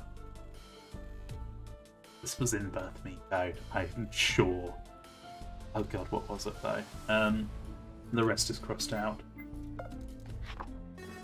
Page 9. Dear Diary, I renamed the gem to something else that seemed more fitting. We're going to attempt putting someone's thoughts into it and see how it works. I hope this won't be a mistake. My attraction to that boy is growing stronger every day. I don't know why I feel this way. This isn't love, is it? Either way, he hasn't looked at me even once. Like he doesn't even notice me. Page 10. Dear Diary, the experiment failed. The Emily didn't function properly. I think this is going to take me a lifetime to get right, to make fully functional replicants. Despite that, I vowed I'll succeed. Soon we'll be able to keep people alive for centuries without degradation. And then we'll be able to move forward like never before. Dear Diary, I'm bad. Nothing is currently right. I've been chosen to oversee this. I don't know what to do. At first I was glad, but now I learned what it is. I don't want to do it. If I don't do it, though, he's going to die. Why was he chosen to? The boy I like. He was chosen to be put in this. What do? I don't want to lose this job, but I also don't want to lose him. I don't have a choice. I need to oversee this. I need to save him. Hopefully my precautions will prevent me from dying, but if I do die, then the entries end here. Whoever that boy is, he sure is misfortunate. Yes, Simon, he sure is. Simon closed everything up and returned to the search of the room. Flick my light on because it's getting dark. Okay. I hesitated, took a deep breath, and then made up my mind. Didn't have any choice. Nothing else in this room was helpful in any capacity. Well, here goes. I flipped one of the switches to the other side. It was the fourth one. Nothing happened. But if anything happened to Agnos's collar, I can't know like this. Wait. There are 9 switches. 8 of them are switched to what I assume is on. What's going on with the 9th? Why is it off? If nothing bad happened to our collars while they were on, then most likely nothing bad would happen if I switched the 9th one to on as well. I took the plunge and did it. Right away I could tell the change was coming from the vat in the middle of the room. It was, to put it simply, draining away. As it did, the 9th person inside moved slightly. I watched in awe. The woman inside of the vat slowly removed all the tubes connecting her to it, and when water was low enough, she took off the helmet she wore. What is going on? Who are you? I asked as the glass separated us. It was an old woman, just as I'd surmised. 18! The glass lowered enough to let her step through, which she did momentarily. I backed away to give her some space. The Smiley's mask. I hadn't been able to tell who it was, but without it, she looked somewhat familiar, and she looked very old. She must have been at least 90 years old, if not older than that. So, it has come to this. You! Hello. Nice to see you again, old lady. I sensed no hostility from her. She looked very sad, though. I caught the glance she gave towards E's body. Wait, are you? The question hung on my lips and I couldn't finish it. She patiently waited for me to do so, but seeing as I couldn't, she chuckled. Let me catch my breath first. It has been so long, after all. Moving after being in suspension for this long is very difficult. The voice that came from her had a low tone, and I could feel as if it was kind of melodious and pleasant. She pulled a chair from under a nearby table and sat down in front of me. What's going on here? Why does E not have eyes and you? Who are you exactly? Are you Smiley? She chuckled at that. Her manners could have used some polish.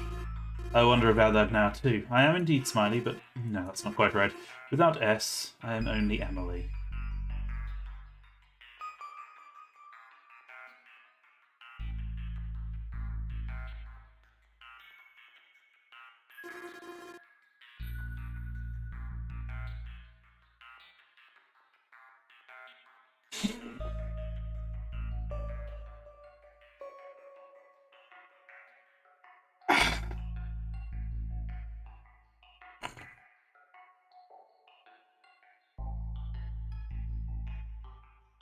Really?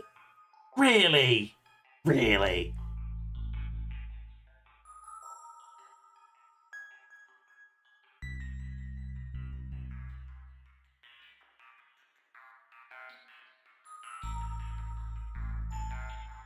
Okay. Okay. Okay. I am not annoyed that I could not figure that out. Oh my god. Oh my god. Really? Really? Really? My full name is Emily Fiction. It is not my real name, but that's because I have no name. This is the name I gave myself. It is as good as any, I hope. Emily? I didn't know anyone named Emily. Wait, now that I had a good look at her, I realised what felt familiar before. I took a glance at E's body. Not E's body. Not Emily's body. E's body. Was this body which didn't move anymore Emily's body too? I could tell her face was similar, even without the eyes. Hair was arranged similarly as well. That is correct. I am Emily, and she is Emily. Both of us are one and the same. Although that part is not entirely correct. She is an Emily of Emily. Emily stands for Electro-Autonomous Memory-Driven Informal Library, which gives the Emily acronym, named after myself, their developer. She sighed wistfully, shaking her head. But one thing at a time. We have many topics to cover now that we are here. I am sure you have read my notes in my diary, sneaky boy. I nodded, remaining silent, unsure of what I should have said, if anything. Instead, I let her talk to avoid her getting confused in her explanations. It is your final chance to think about everything before I say my piece, so take it now or proceed. I will let you choose the order in which I explain it all. I can talk about myself, or about you and the other participants, and then I'll finish up with this entire event's ordeal. I quickly made up my mind on what we'd talk about first. Well, I want to know more about you. Oh. Such a thing pleases me greatly, although I suppose I was preordained. It was preordained I would eventually talk about me, my motivation, and why I am Smiley. Though I suppose that is incorrect. Without S, I am only Miley, or Emily. It's our connection that created this entire thing, after all, because I was stupid. I wanted everything. I was greedy. I used to be a normal person, as normal as I could force myself to be. I used to frequent the University of Montreal. So long ago now. I studied and applied pneumatics, which allowed me to manipulate thoughts and such. Yes, that diary is mine. I'm sure you don't need me to tell you about it, but I can give context. The organisation that contacted me is called the MTS.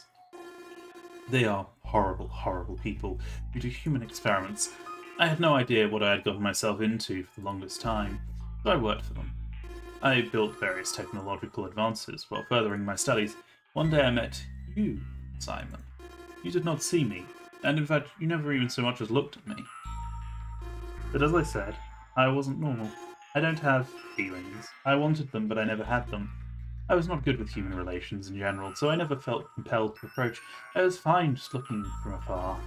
Unfortunately, that was a mistake. As was continuing to work with the MTS, mind you. Eventually, they wanted to host this event, and I was the best candidate for it. And so I became Smiley. I learned you, of all people, would be participating in it, and so I wanted to save you. I wanted to save you, and I also wanted to create an unbreakable bond between us. Such an experience would be something no other person could ever share. No other people could ever share. I wanted to create it. I wanted to create love. I wanted it to no longer be so unrequited. I didn't know how to take this. Was this some sort of weird declaration of love from an old woman? Well, perhaps it was a little too prejudiced to think badly of it, but I wanted to stop it, and I couldn't. So instead, I tried creating loopholes and a way out, because if it wasn't for me, everyone would have died, executed as part of the process. Even though I failed. Hopefully you can find it in you to forgive me. We'll see about that. I took a pause before we continued talking. Yeah, I have a question about that.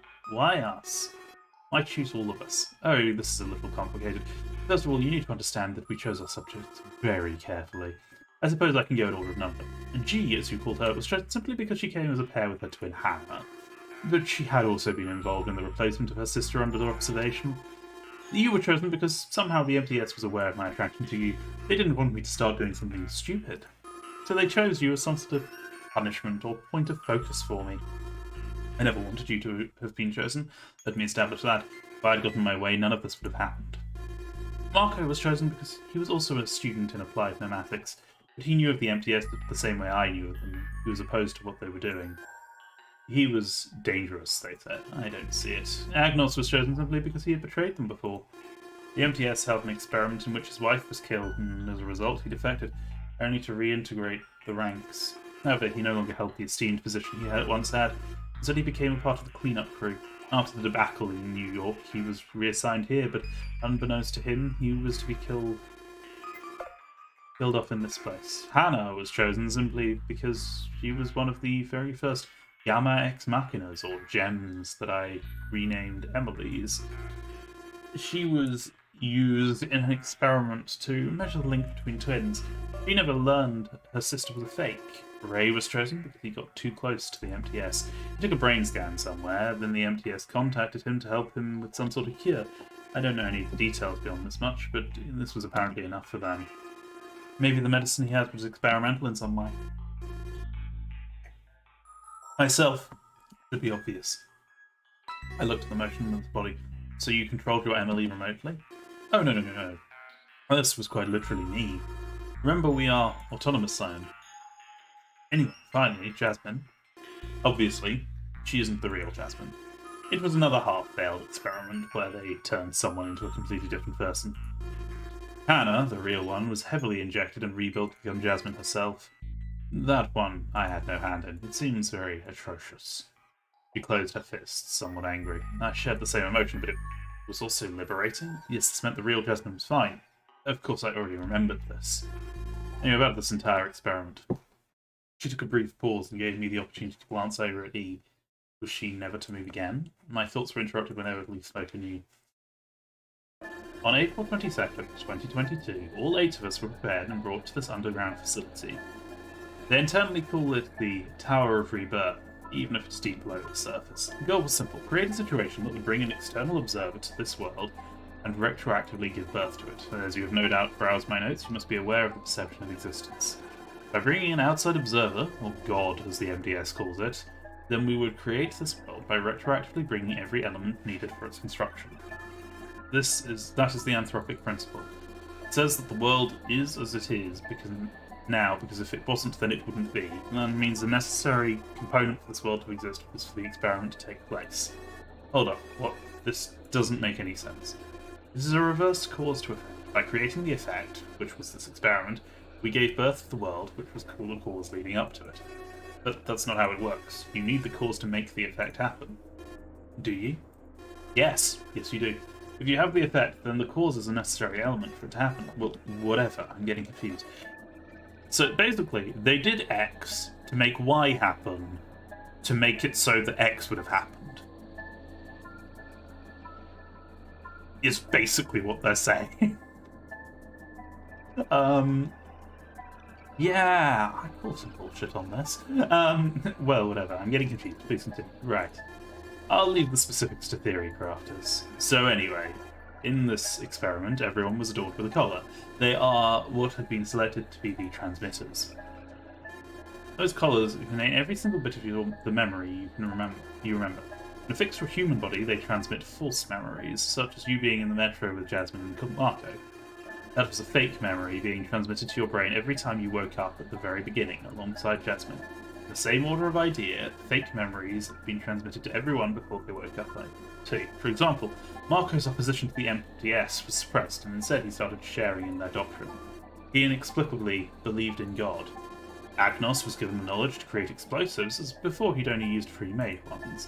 Hannah forgot her school life and those memories were falsified, but really changed how she remembered her time there. She's got her entire circle of friends. I was made to forget I was the mastermind behind all of this. That was a great problem, and it ultimately led to carnage. I wish I could take it back so badly. Either way, the collars functioned well, but they were imperfect. Thankfully, it played into my hands until Agnos decided to destroy everything. I still can't fathom what went through his head.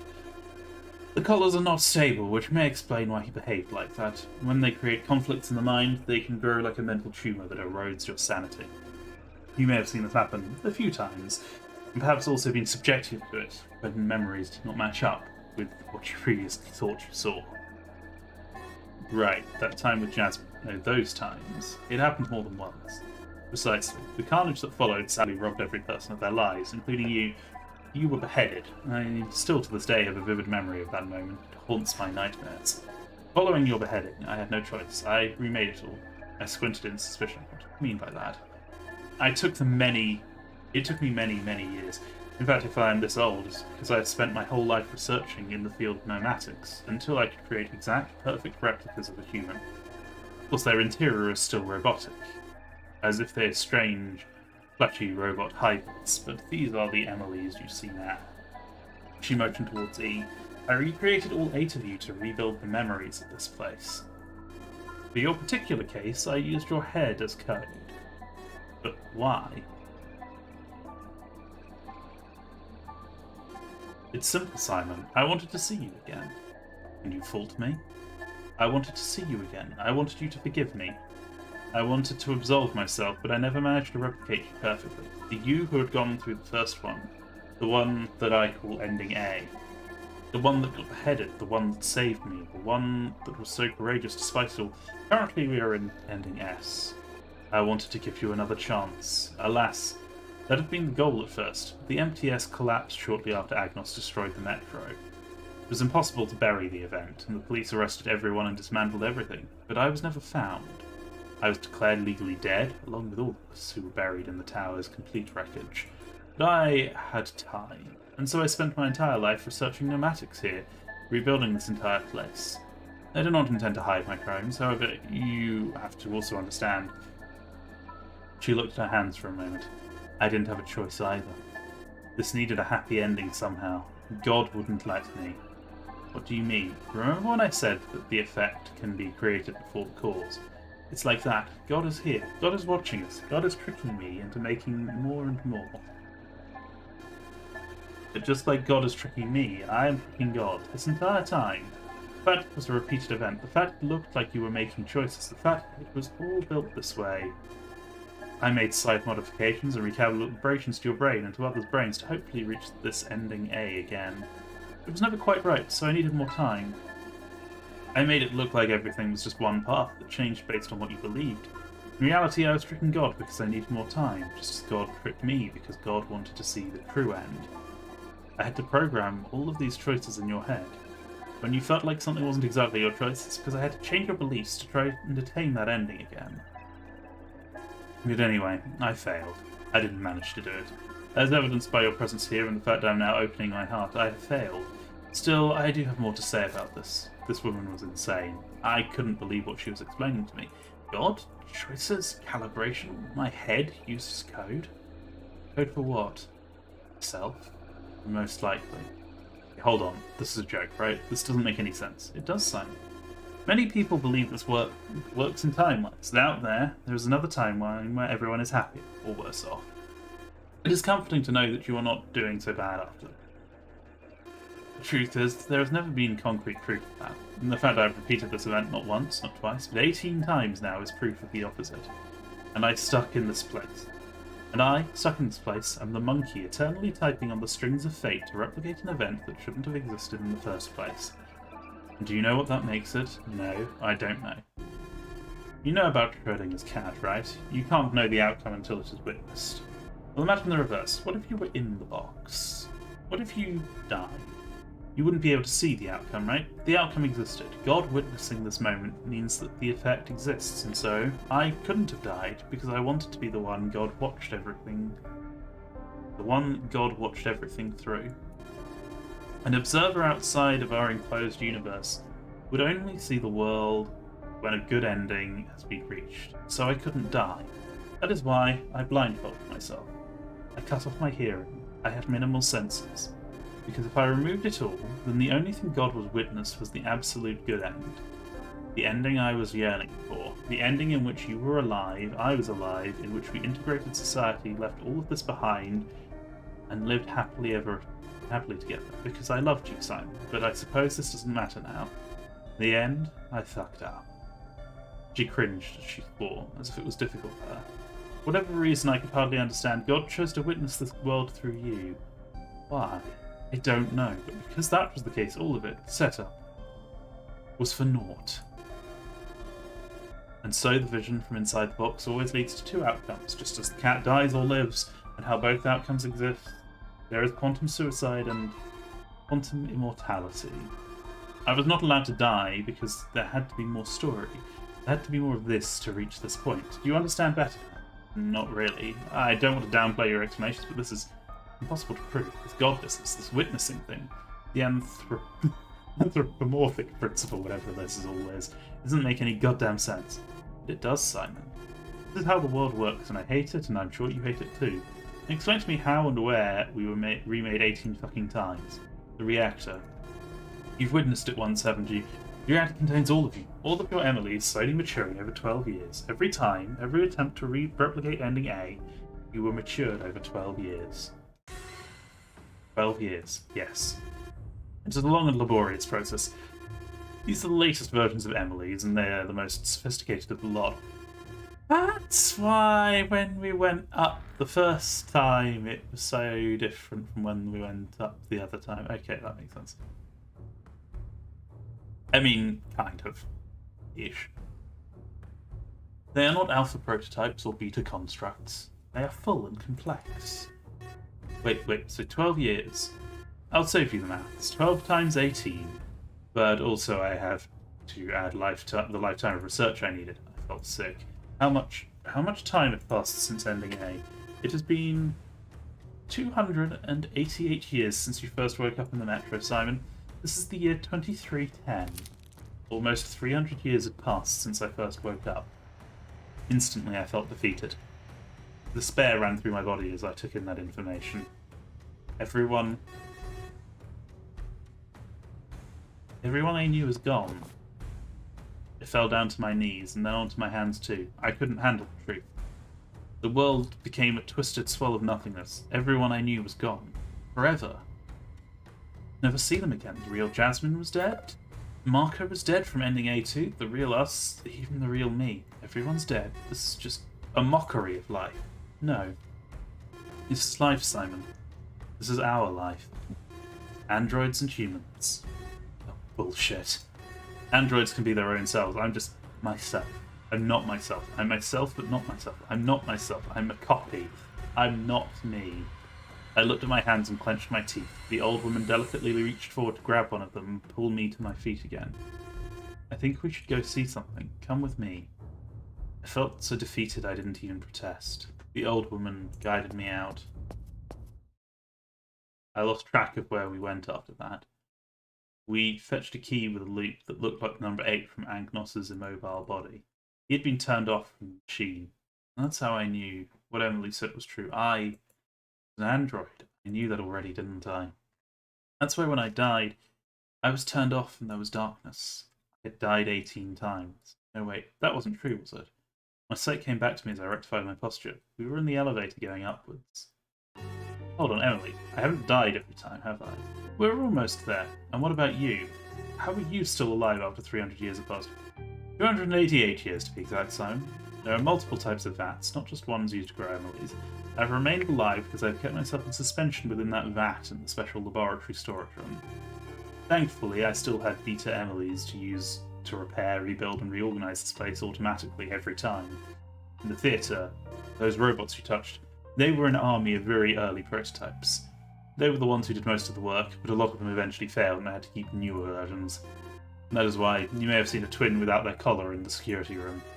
Wait, why did you not have a collar though? It's because the collars have your entire personality, Simon. Your memories are constantly being broadcasted to your body. As an Emily without those, you are no better than a robot without any thought. An automaton. So I touched the collar. This thing I wore that could kill me, that could end me, was me. When I was beheaded then, I didn't die because my head was cut off. It was because the collar shut down. That's why when somebody died, we could take them off. The collars were shut down. I clenched my teeth. Why did everything make sense? I wished it didn't, because if it didn't make sense, the night could have been a nightmare I could have woken up from. But this was no nightmare. I wouldn't wake up from it. This was real. The elevator stopped. We left it and walked out into darkness. After a long walk, we emerged outside. I understood why Emily was so insistent for me to come outside following the question of my deaths. Outside was calm. It was an island. Deserted, no doubt, but not too deserted, as in the distance I could spy some kind of house. It was entirely made out of wood and looked like a comical log cabin. What is this? This is what Simon 17 and Emily 17 have made, Simon. Simon 17, your other self. The one who has escaped before. He has done so by confronting Agnos and pulling Emily along with him to pass through one of the scanner gates. You've managed to escape twice during this entire ordeal. Once you did so, but you arrived in a ruined world around 100 years after ending A.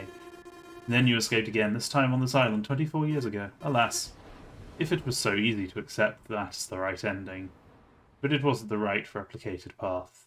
Yet I came to understand from it that it might be the closest one to what I needed.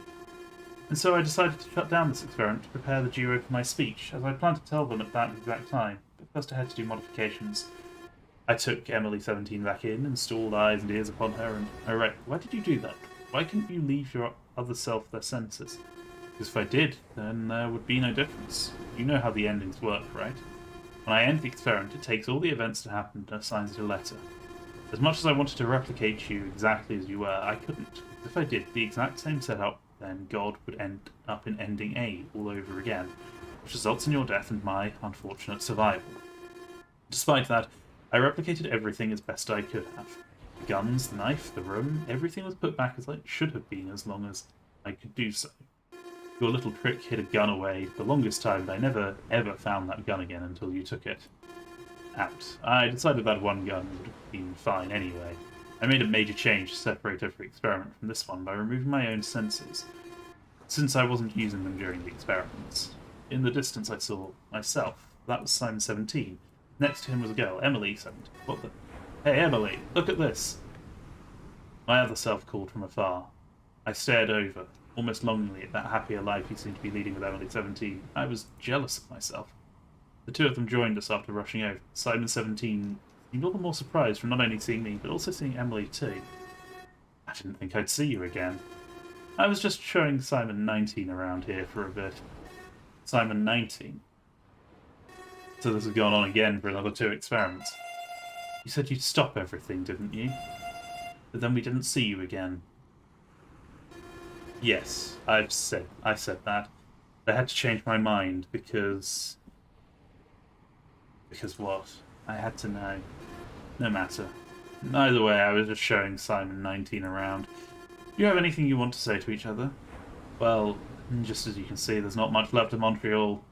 He motioned with his arms around. Apparently a flood took the world by storm, and due to global warming, everything's now underwater. This is the very top of Mount Royal. Mountain in the middle of Montreal. Mont-Royal, even. Mont-Royal. Mont-Royal. Is that why it's called Montreal? I would guess, probably. And so it goes. Sorry, I'll avoid being a defeatist again. It's okay. I'm still coming to terms with everything that has happened. It's very hard to imagine I've ever spoken with myself. Yourself from 24 years in the future, too. A lot of time has passed, huh? And yet you're barely aging. Emily was looking at us. That's because Emily's aged very, very slowly.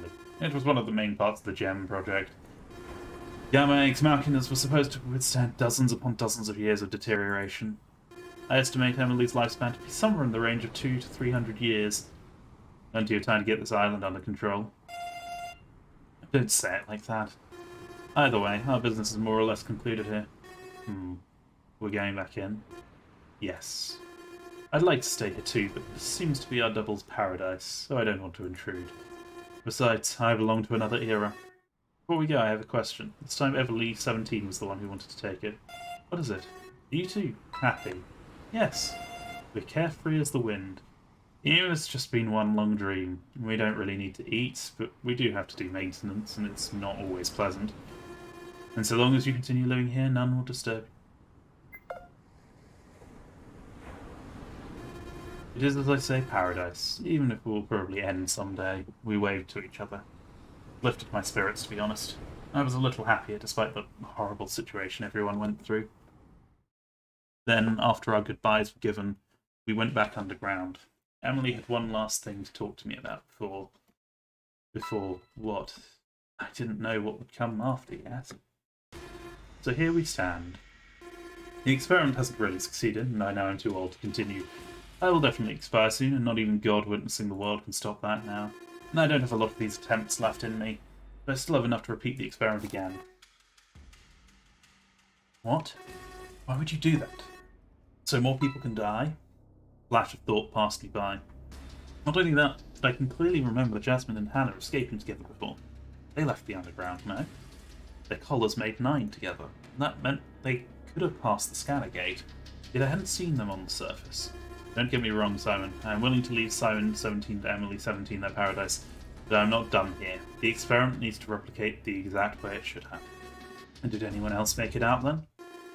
The experiment I replicated was made to let us both escape, and no one else, as the original experiment, did.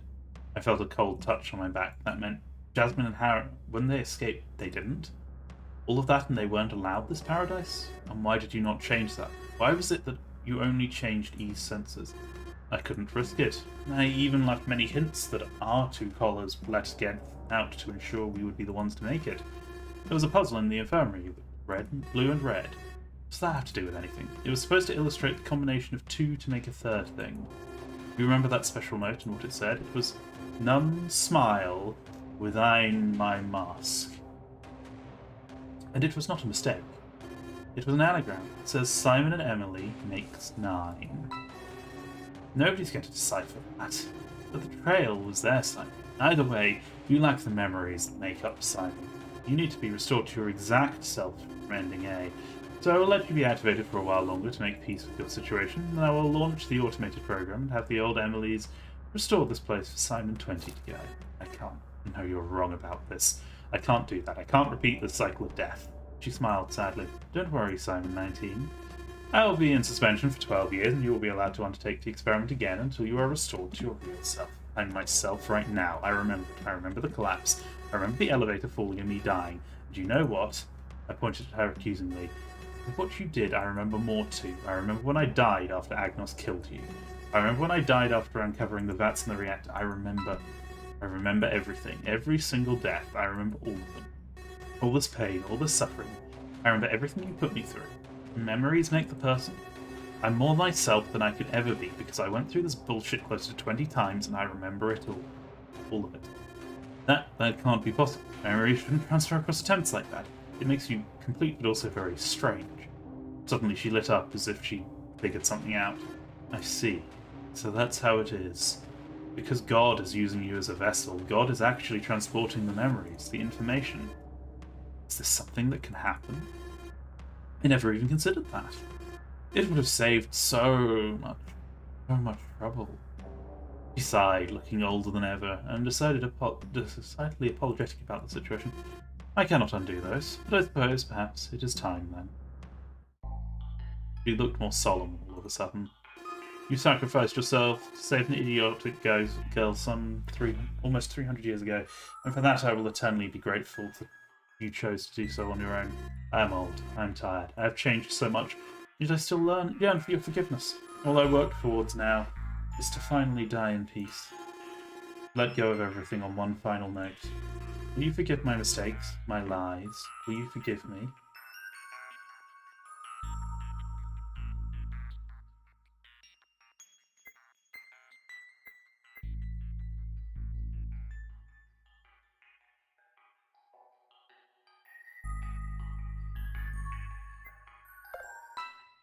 Something tugged at my head. I didn't care. It was my decision, God or whatever the fuck you are. It was mine and not yours and anyone else's. It wasn't programmed by Emily. It was mine. I can't. I can't forgive you. After all that suffering, only my other self is allowed to have a happy end. And out of all of us, just one. One, Emily. One. I can't forgive that. The twins, Hannah and her sister, what of them and their future? Emily froze, visibly struggling with her inner demons. She waited for a few moments, closed her eyes and exhaled. I had never seen her this tired before. I see. Very well then, if that is your choice. She walked out of the lobby. Hey, where are you going? I followed after her. I will go back to the vats and restart everything as I was planning to do. What? Why? You can't accept my choice. I will do it until one of you forgives me. I have sacrificed far too much for this to fail. For this to end that way. I will repeat it until one of you finally grants me peace. Wait, is that why? I remembered my other self's words. You said you would have stopped 24 years ago, and yet here we were. Was this because did my other self also decide not to forgive you? Yes. It is too much to toil so hard my entire life. You can't accept it then? You can't accept my choice? Not God's choice, not your choice, or whatever the fuck. It's mine.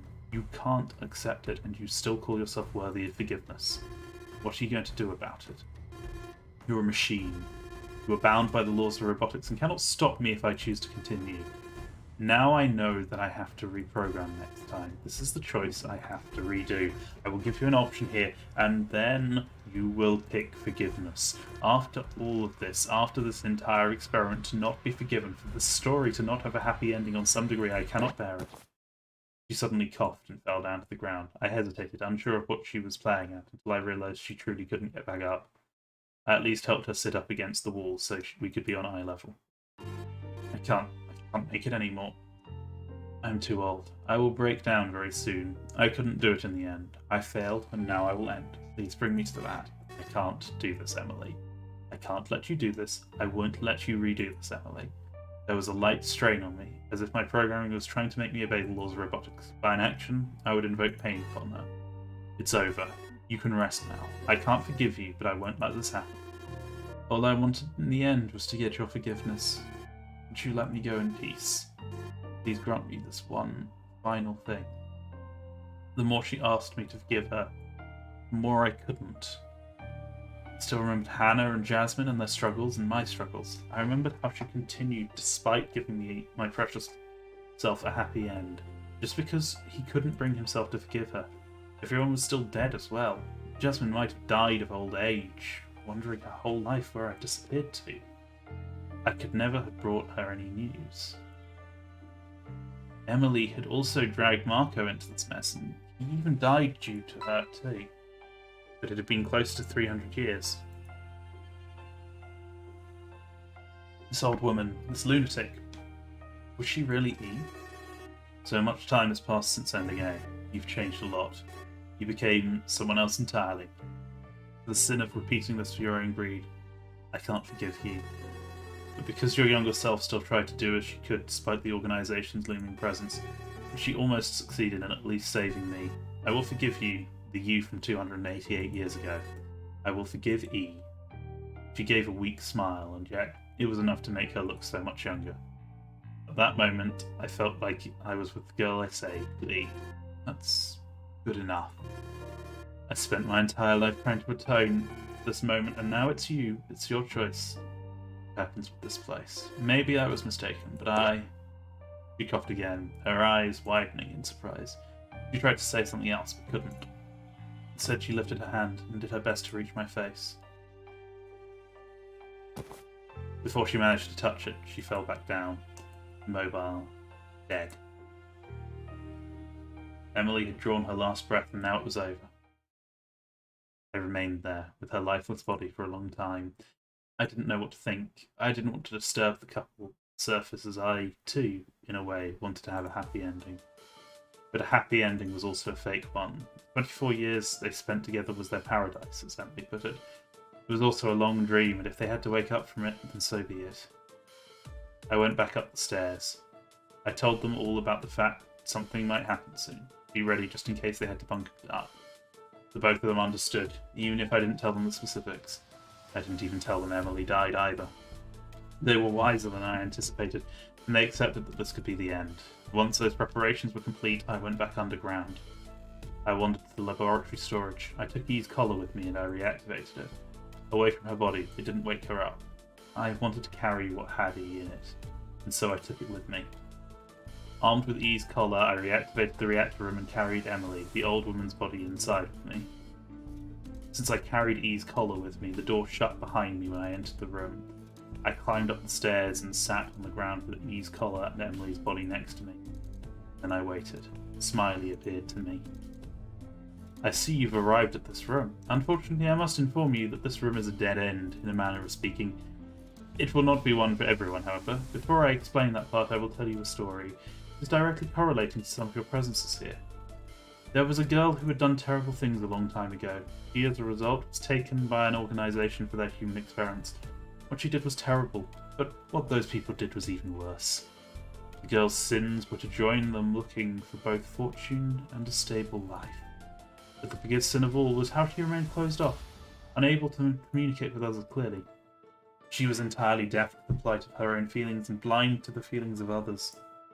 The situation is a direct result of that, and now this is the only reason why this room is a dead end. The reactor has been set to overheat within 10 minutes. Make no mistake, this reactor could completely destroy every station here. It is an extremely powerful power generator that, on its own, could give energy to the entire city. While it is not nuclear energy, it is somewhat close. One can stop it by pushing the button to close the reactor. It is sad to point out, but the button is inside a contraption, and pressing it will close the door behind that person. This means that whoever pushes the button will be trapped within while it stabilizes, resulting in their end. The only question you both should be thinking about for the next 10 minutes is, who will make the sacrifice? This time there would be no sacrifice. Where before I had died, where before Hannah died, and where most likely countless Marcos, Jasmines, and others had died too, I waited. I watched as the screen turned off and the minutes counted down. The reactor was activating. I could have stepped in to die and stop it. I didn't. Did I think there would be no sacrifice? Oh no, there would be a sacrifice. In fact, there would be 3 sacrifices. Emily and I would be the sacrifices, along with her younger, far more naive self. Together, all 3 of us would be here when it ended. I closed my eyes, awaiting my fate in utter darkness. One final time. What do you think, God? Am I alive or dead? Are you alive or dead?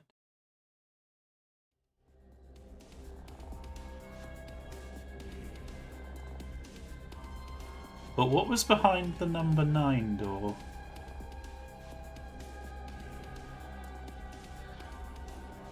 Simon's long trip from ending A to S has finally reached its conclusion, and now God can also rest with the true ending.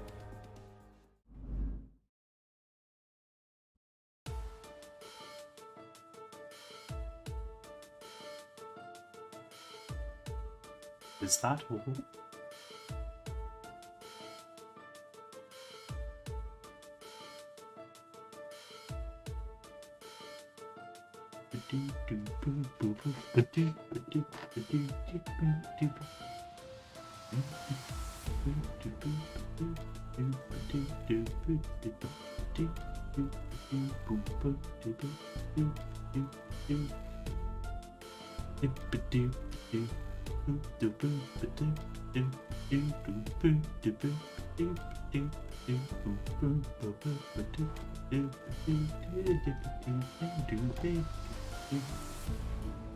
I feel like I need to go redo the ending of Head of Code to understand a bunch of the intersections.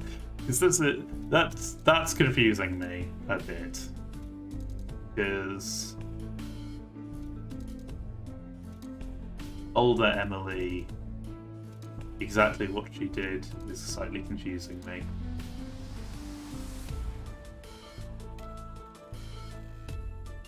Smile and shine once again. I mean, there is no once again, right?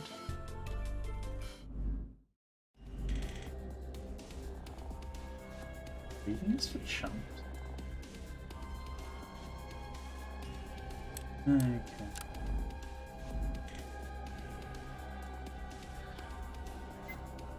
What's the square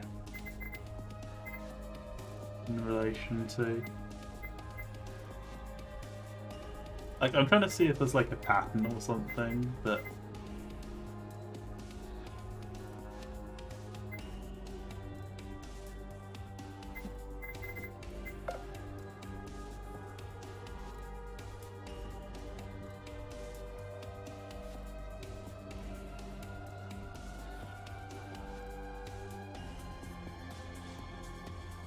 Well,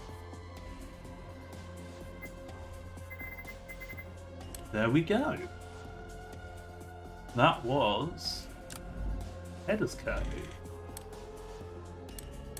Extras. We have the lexicon.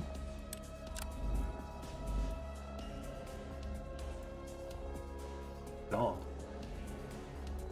subject of God has been heavily debated. I like how they put him under pseudoscience.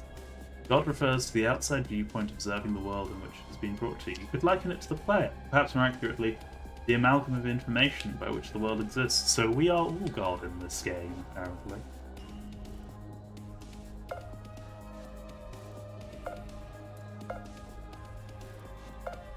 Is that seriously the only difference, that Anna's eyes are a bit angrier? I was like, have they got a different shape in them or something? What's up in faceplate? Fiction. Gambler's fallacy.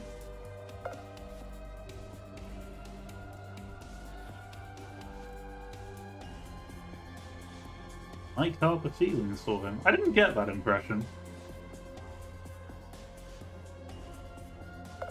Pseudoscience. Emily fiction. Girl is 27 years old. She looks quite frail, and it is said she is both blind and deaf. Despite her disability, she doesn't seem to be fazed by the world around her. The dress she wears is a stark contrast with the headset she has. Something more lifelike versus the technology she has on her head. Her hair is a strange colour.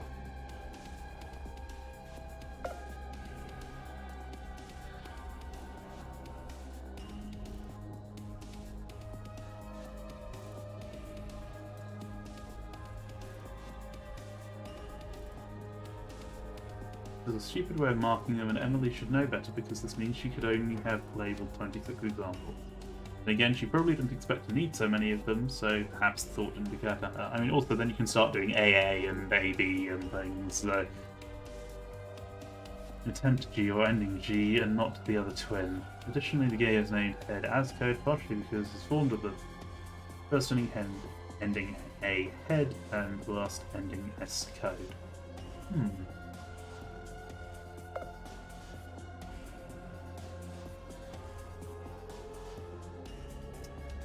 Well,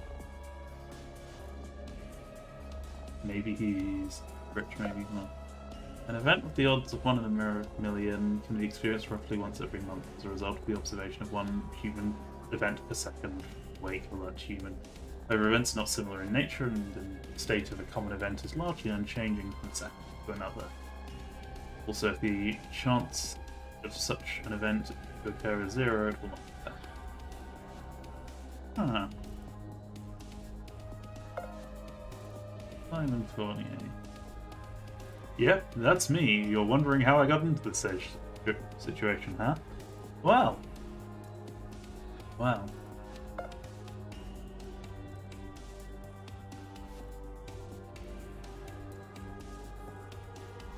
Well.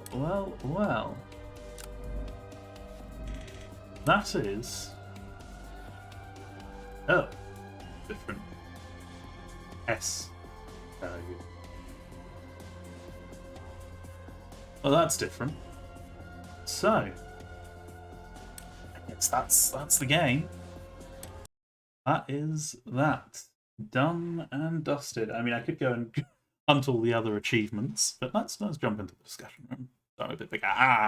Yeah, that is headers code. Done and dusted. And I'm not entirely sure what to think of the ending. Like, there was some stuff in there that I'm like, okay, did that make sense? I need to go and replay the ending of Birth Me Code, I think, just to be like, okay, so remind me how all this fits in here. Because, honestly, I'm confused largely by the fact that their ages don't quite seem to line up. Like, older Emily's and Marco should surely be, unless Marco was... I don't know. Okay. I need to go and replay it at some point. Unless that was a dummy mark, but no, because then...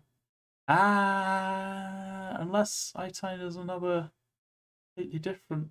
Okay, I need to go and replay that. Because I am confused, and I will be honest, that is... I'm very confused on that point, but there we go. But yes, so I will probably be, well, I'll be recording my episode of Fast Thoughts on this later today, almost certainly, and then it will be out. I don't know whether it will be the Wednesday or the Friday episode. I need to decide what other thing I'm reviewing this week. But yes, and I also need to now find something else to do in my Sunday streams, so we will see what that is. But alright, that is the game, and it's all done and dusted. And so, I bid you all adieu. Bye bye.